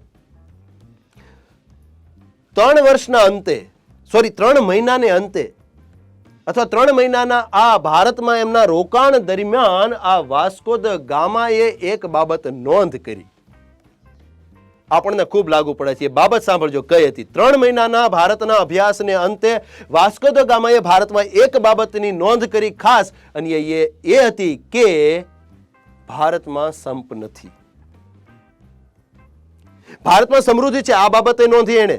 ભારતમાં ખૂબ જ સમૃદ્ધિ છે, ભારત સાથે વ્યાપાર કરવાથી ખૂબ જ નફો કમાઈ શકાય એમ છે, પરંતુ એ નફો તો ત્યારે કમાઈ શકાય જ્યારે ભારત સાથે વ્યાપાર થાય. અને ભારત સાથે વ્યાપાર કરવા તો કે ભારતમાં સ્થાન બનાવવું પડે. અને ભારતમાં સ્થાન બનાવવા શું કરવાનું, તો એ સમજી ગયો બહુ સારી રીતે, કારણ કે બુદ્ધિશાળી પ્રજા હતી. એણે જોયું કે ભારતમાં તો લાલચુ લોકો છે, અંદરો અંદર વિખવાદો છે, અંદરો અંદર વિવાદો છે, સંપ નથી. માટે અહીંયા કોઈ રજવાડાને જીતવું એ આપણા માટે બહુ અઘરી વાત નથી. બેની વચ્ચે ત્રીજો લાભ લે ને એવી નીતિ બનાવી. વાસ્કો દ ગામા પરત ફરે છે. 3 મહિનાના રોકાણને અંતે આ બધું નોંધ કર્યું, નોટિસ કર્યું અને પાછો ફરે છે. હવે થાય છે એવું કે વાસ્કો દ ગામા જ્યારે પોર્ટુગલ પરત ફર્યો ત્યારે પોતાની સાથે ભારતમાંથી ખરીદેલી બધી વસ્તુઓ લઈ ગયો અને આ વસ્તુઓ એણે ત્યાં વેચી એમને એમાં 60 ગણી કિંમત મળી. જોજો બરાબર, એક વેપારી પ્રજા માટે નફાથી વિશેષ કાંઈ હોઈ શકે નહીં. વાસ્કો દ ગામાએ ભારતમાંથી ખરીદેલી ચીજ વસ્તુઓ પોર્ટુગલમાં જઈને વેચી તો એને 60 ગણી કિંમત મળી, મતલબ 60 ગણો નફો. માટે હવે એ પ્રજા માટે તો કે ભારત સાથે વ્યાપાર કરવો અનિવાર્ય હતો, કારણ કે નફો દેખાય છે, ભારતની સમૃદ્ધિ દેખાય છે, ભારત સાથેના વેપારમાં એને નફો દેખાય છે. સાથે સાથે એક બાબત તો ઓલરેડી એના માઇન્ડમાં નક્કી હતી, એ હતી કે ભારતમાં સંપ નથી. ભારતના જે કાંઈ રજવાડાઓ છે કે જે કાંઈ શાસકો છે અંદરો અંદર લડવામાં રહે છે, વિવાદ છે. તેથી ભારતના કોઈ રજવાડા ઉપર કે એ વિસ્તાર ઉપર આક્રમણ કરીને જીતવું કાંઈ અઘરું નથી. અને એક જ રસ્તો હતો એમની પાસે, કારણ કે અહીંયા આરબોના વિરોધના કારણે પરમિશન તો મળે એમ હતી નહીં. તો હવે શું થાય છે એ જોઈએ.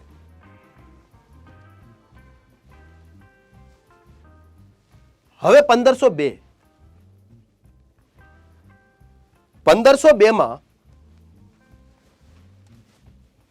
વાસ્કો દ ગામા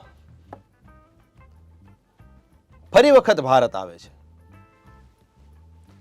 સમજવા જેવી વસ્તુ છે, બરાબર જોજો.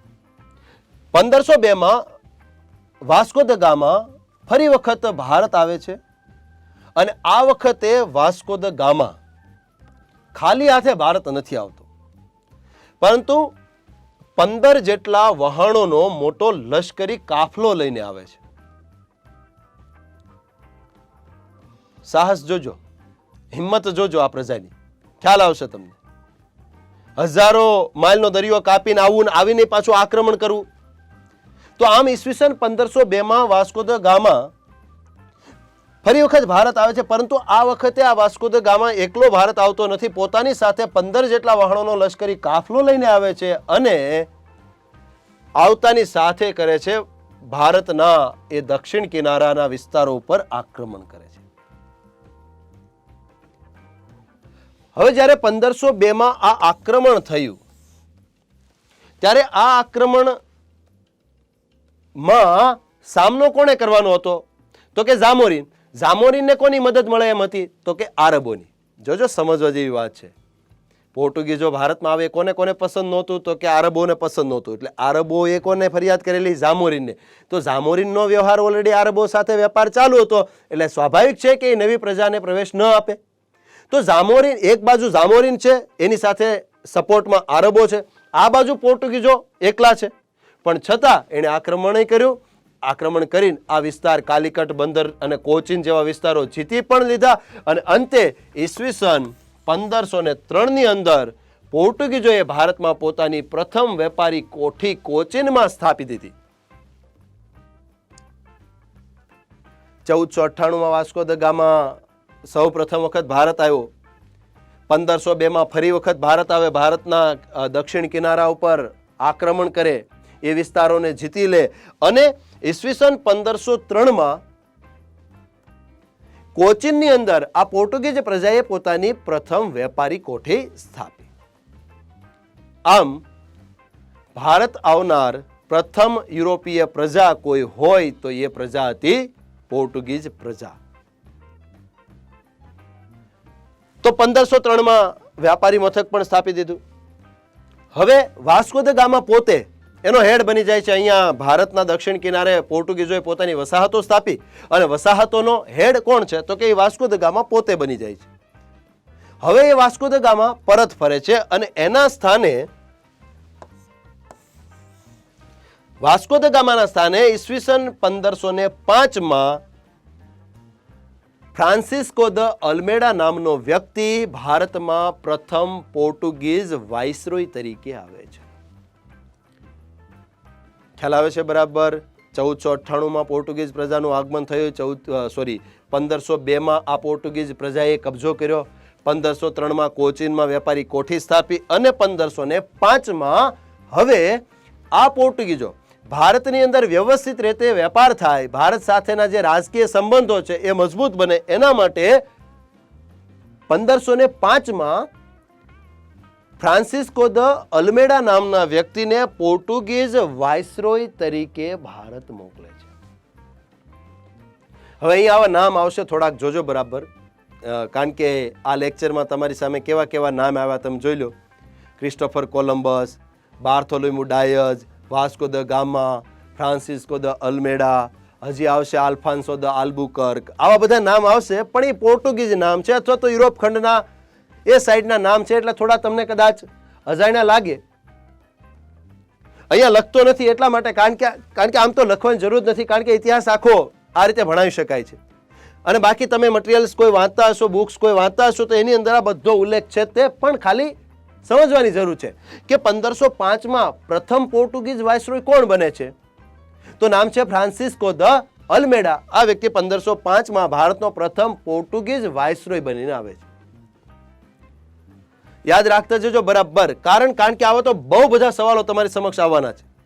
કેવા કેવા સવાલો આવશે એ ગણાવી દો. જો ભારતમાં પ્રથમ પોર્ટુગીઝ વાઇસરોય કોણ હતો, ગોવાનો પ્રથમ ગવર્નર કોણ હતો, બંગાળાનો પ્રથમ ગવર્નર કોણ હતો, બંગાળાનો પ્રથમ ગવર્નર જનરલ કોણ હતો, ભારતનો પ્રથમ ગવર્નર જનરલ કોણ હતો, કંપનીનો છેલ્લો ગવર્નર જનરલ કોણ હતો, ભારતમાં બ્રિટિશ તાજનો પ્રથમ પ્રતિનિધિ એટલે કે પ્રથમ વાઇસરોય કોણ હતો, ભારતનો છેલ્લો વાઇસરોય કોણ હતો, આઝાદ ભારતના પ્રથમ ગવર્નર જનરલ કોણ હતો, આઝાદ ભારતના ભારતીય પ્રથમ ગવર્નર જનરલ કોણ હતો. આવા સવાલો યાદ રાખતા જજો, કારણ કે આવા સવાલો છે ને એ અવારનવાર તમારી સામે આવશે અને ત્યારે તમને બધા સવાલો એક સાથે થશે એટલે કન્ફ્યુઝન થશે. દાખલા તરીકે સવાલો યાદ કરાવી દો એકવાર, બરાબર જોજો કેવા કેવા સવાલો આવશે. દરેક સવાલો જવાબ હું તમને આપીશ, કન્ફર્મ છે. અને એક વખત એવી રીતે સમજાવતો જઈશ સાથે સાથે કે તમારે ક્યારે અલગથી એ સવાલો યાદ નહીં રાખવા પડે. દાખલા તરીકે પહેલો પ્રશ્ન કે ભારતમાં પ્રથમ પોર્ટુગીઝ વાઇસરોય કોણ હતો, તો આજે જવાબ મળી ગયો છે તમને. એ કોણ હતું? Francisco de અલ્મેડા. 1505. સાલવારી યાદ રાખવાની જરૂર નથી, સાલવારીમાં તમારે અત્યારે યાદ રાખવાનું છે 1498.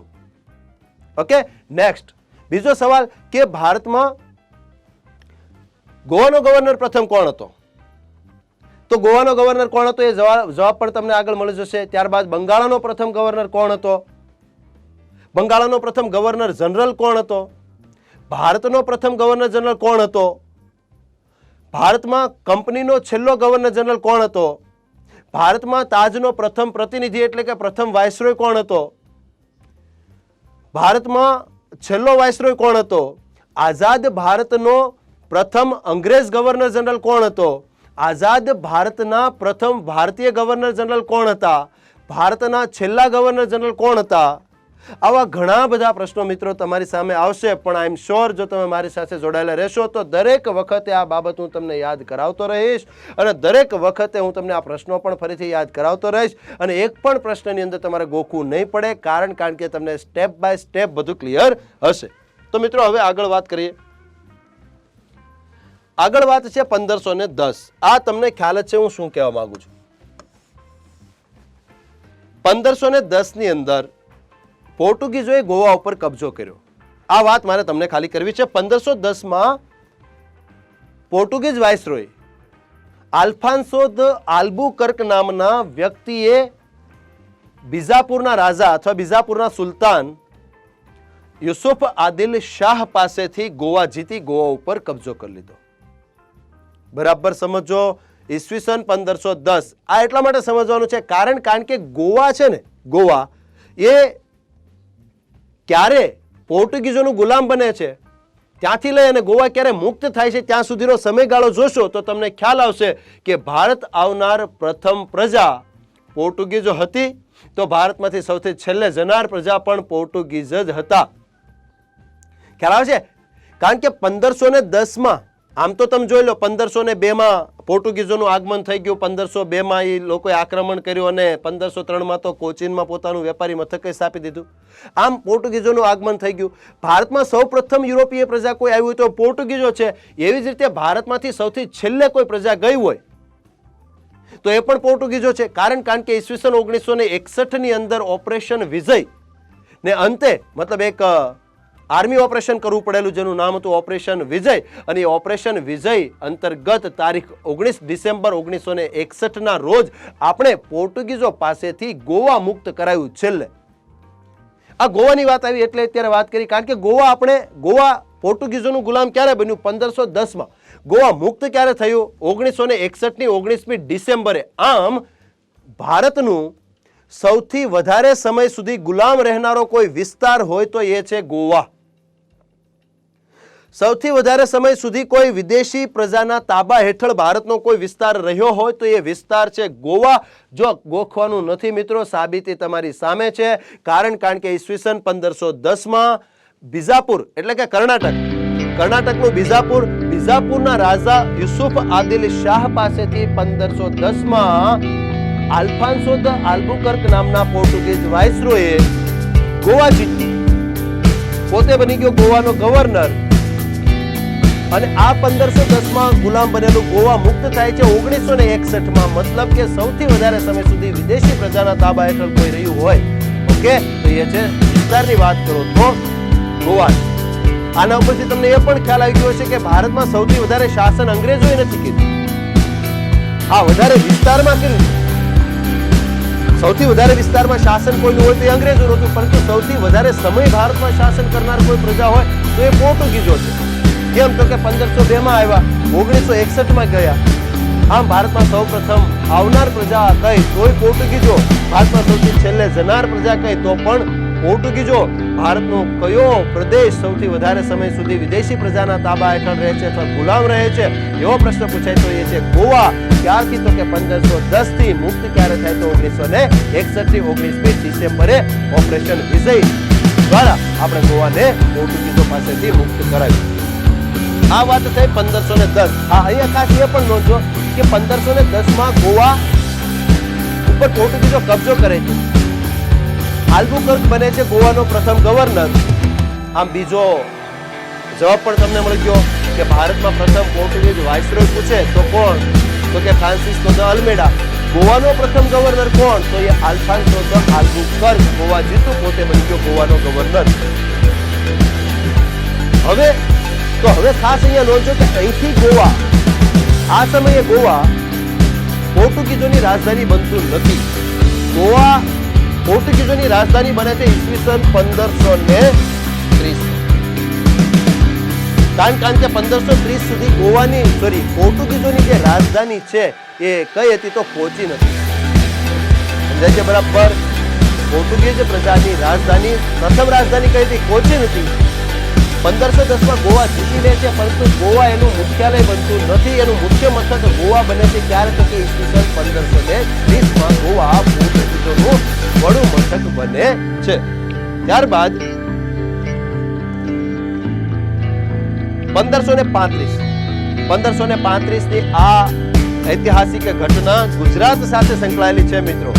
એટલે જ્યારે તમે ગુજરાતના ઇતિહાસનો અભ્યાસ કરશો ત્યારે પણ તમે આ ઘટના ભણશો. પણ તમને ખ્યાલ હોવો જોઈએ કે આ 1535 છે ને એ અહીં આપણે શા માટે ભણીએ છીએ? કારણ કે ગુજરાત સાથે સંકળાયેલી ઘટના છે, ગુજરાતના રાજા સાથે સંકળાયેલી ઘટના છે. કારણ કે ઈસવીસન 1535 ની અંદર પોર્ટુગીઝોએ દીવ ઉપર કબજો કરેલો. સૌરાષ્ટ્રના દરિયા કિનારે આવેલું દીવ, આ દીવ ઉપર પોર્ટુગીઝોએ ક્યારે કબજો કર્યો છે તો ઈસવીસન 1535 કઈ રીતે એ સમજાવવું હોય તમને. 1500 ફરી વખત દીવ છે એ ક્યારે પોર્ટુગીઝોના તાબા હેઠળ આવે છે તો 1535. ત્યારે ગુજરાતનો રાજા હતો બહાદુર શાહ. હવે આખી ઘટના સમજો તમે કે દીવ છે ને એ કઈ રીતે પોર્ટુગીઝોના તાબા હેઠળ આવે છે, દીવ ઉપર કઈ રીતે પોર્ટુગીઝો કબજો કરે છે. તો વાત છે આપણા ભારતના એ સમયની કે જ્યારે ભારતમાં મુઘલોનું શાસન હતું. જોજો આખી ઘટના હું તમને મૂળમાંથી સમજાવું છું કે દીવ કઈ રીતે ગુલામ બન્યું પોર્ટુગીઝોનું. તો ભારતમાં મુઘલોનું શાસન હતું. હુમાયુ ભારતનો શાસક હતો, રાજા હતો. ગુજરાતનો રાજા હતો બહાદુર શાહ, અને આ બાજુ હતા પોર્ટુગીઝો. હવે હુમાયુ છે ને એ ગુજરાત ઉપર આક્રમણ કરે છે, ગુજરાતમાં આવે છે. આખી ઘટના ફરી વખત કહું છું, સમજો બરાબર. ભારતમાં મુઘલોનું શાસન છે, મુઘલ શાસક હુમાયુ છે, ગુજરાતમાં બહાદુર શાહનું શાસન છે, અને સામે બાજુ પોર્ટુગીઝો છે. હવે પોર્ટુગીઝો જ્યારે ભારતમાં પ્રવેશ કરે છે અને ખાસ કરીને જ્યારે ગોવા જીતે છે ને ત્યારથી જ પોર્ટુગીઝોની નજર દીવ ઉપર હતી. પણ દીવ જીતવું એટલું એના માટે શક્ય નહોતું, અને એને પ્રયાસો પણ કરેલા, પરંતુ એ સફળ બનેલા નહીં. પણ એક વસ્તુ પાકી છે કે એમની નજર તો સતત દીવ જીતવા ઉપર હતી જ. અને એવામાં થયું એવું કે બરાબર હુમાયુ ગુજરાત ઉપર ચડી આવ્યો, અથવા તો મુઘલોએ ગુજરાતના કેટલાક વિસ્તારો જીતવાનો પ્રયાસ કર્યો. હવે હુમાયુના ડરના કારણે, હુમાયુની બીકના કારણે બહાદુર શાહ જે ગુજરાતનો રાજા હતો એ બહાદુર શાહ એક ભૂલ કરી બેઠો. આમ તમે એમ પણ કહી શકો ઉતાવળ કરી બેઠો, અથવા તમે એમ પણ કહી શકો, અથવા એવું પણ કહેવાય છે ઇતિહાસની અંદર કે દારૂ અને ભાંગના નશામાં એ શું કરતો ને એનો એને ખ્યાલ નહોતો રહેતો. આવું લખ્યું છે ઇતિહાસમાં. એટલે એક ઉતાવળમાં અથવા તો ગભરાહટના કારણે, જો મારા શબ્દો બરાબર સાંભળજો, હુમાયુ ગુજરાત ઉપર આક્રમણ કરે, હુમાયુથી બચવા માટે ઉતાવળમાં અથવા તો ગભરાહટના કારણે બહાદુર શાહે શું કરી દીધું તો કે પોર્ટુગીઝો સાથે સંધિ કરી લીધી. મતલબ પોર્ટુગીઝોની મદદ મેળવવા માટે, અથવા તો પોર્ટુગીઝો મને આ યુદ્ધમાં મદદ કરશે હુમાયુ સામે, એવા પહેલાથી એણે વસઈની સંધિ કરી. અને આ વસઈની સંધિની અંદર એણે દીવનો કબજો પોર્ટુગીઝોનો સોંપ્યો. મોટા મોટી ભૂલ, બરાબર જોજો. ગુજરાતના શાસક બહાદુર શાહની આ મોટામાં મોટી ભૂલ. તમે એને ઉતાવળ ગણી શકો, તમે એની ગભરાહટ ગણી શકો, અથવા હુમાયુનો ડર પણ ગણી શકો.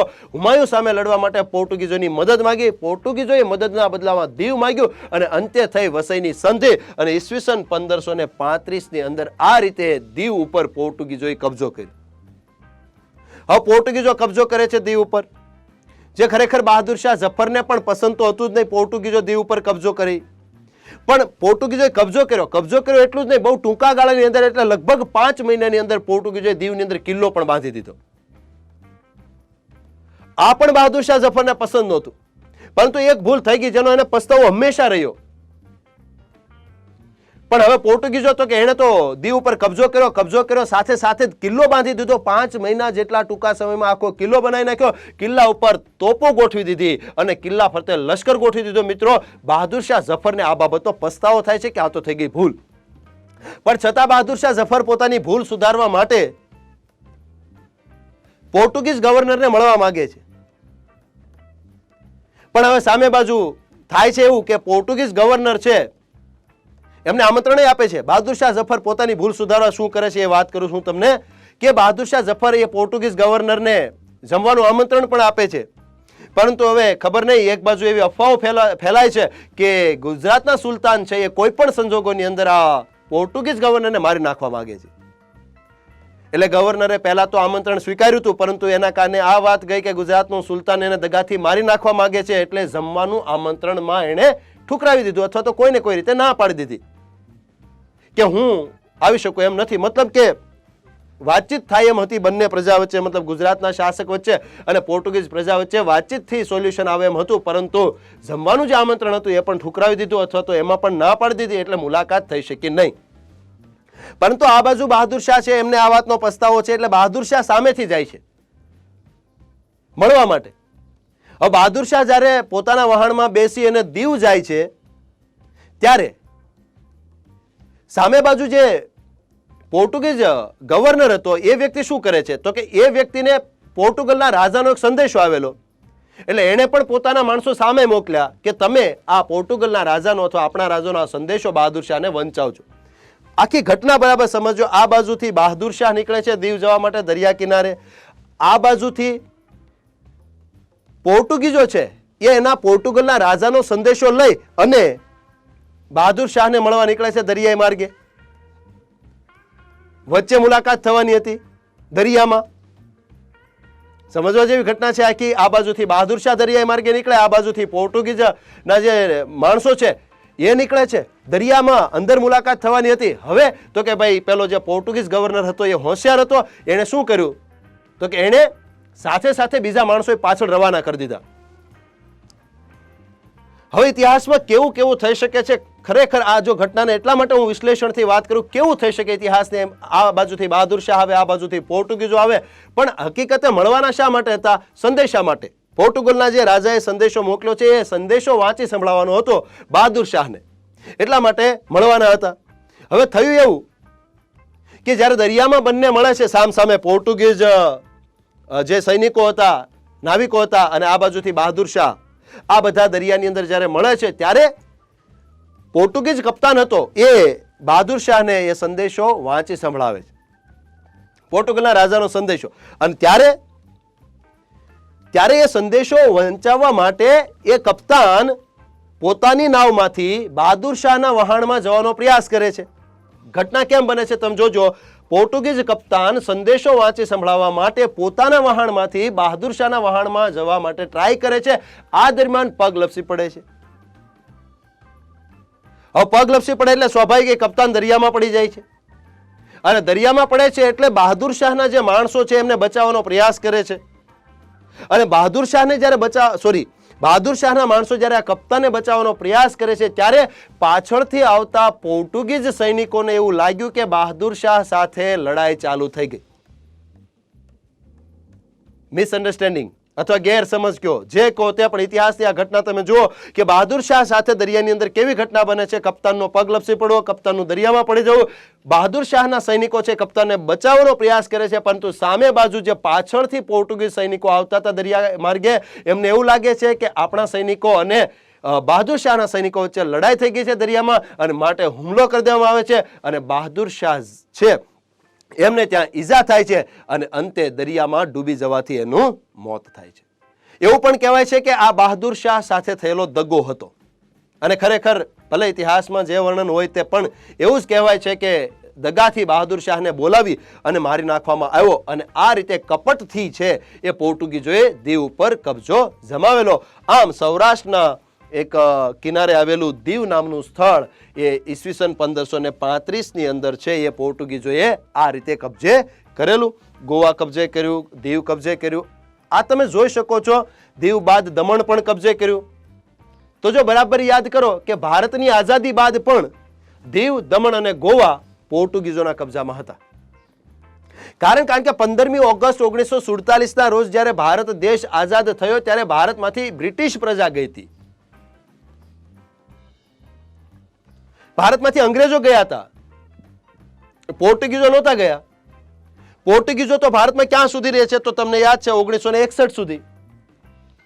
આમ તમે જોઈ શકો છો કે 15 ઓગસ્ટ 1947 જ્યારે ભારત દેશ આઝાદ થાય છે ત્યારે ભારત અંગ્રેજોમાંથી આઝાદ થાય છે. ભારતમાં ફ્રેન્ચ પ્રજા પણ હોય છે આઝાદી સમયે અને પોર્ટુગીઝો પણ હોય છે. તો તમને ક્યાંય એવો પ્રશ્ન પૂછાય કે ભારતની આઝાદી બાદ પણ પોર્ટુગીઝ પ્રજાના તાબા હેઠળ કયા કયા વિસ્તારો હતા? તો જવાબ છે દીવ, દમણ અને ગોવા. આ પ્રશ્ન પણ ચીફ ઓફિસરની જીપીએસસીની એક્ઝામમાં એક વખત પૂછાઈ ગયેલો છે પ્રિલિમમાં કે પોર્ટુગીઝ પ્રજાના તાબા હેઠળ આઝાદી બાદ કયા કયા વિસ્તારો હતા? ફરી વખત દીવ, દમણ અને ગોવા.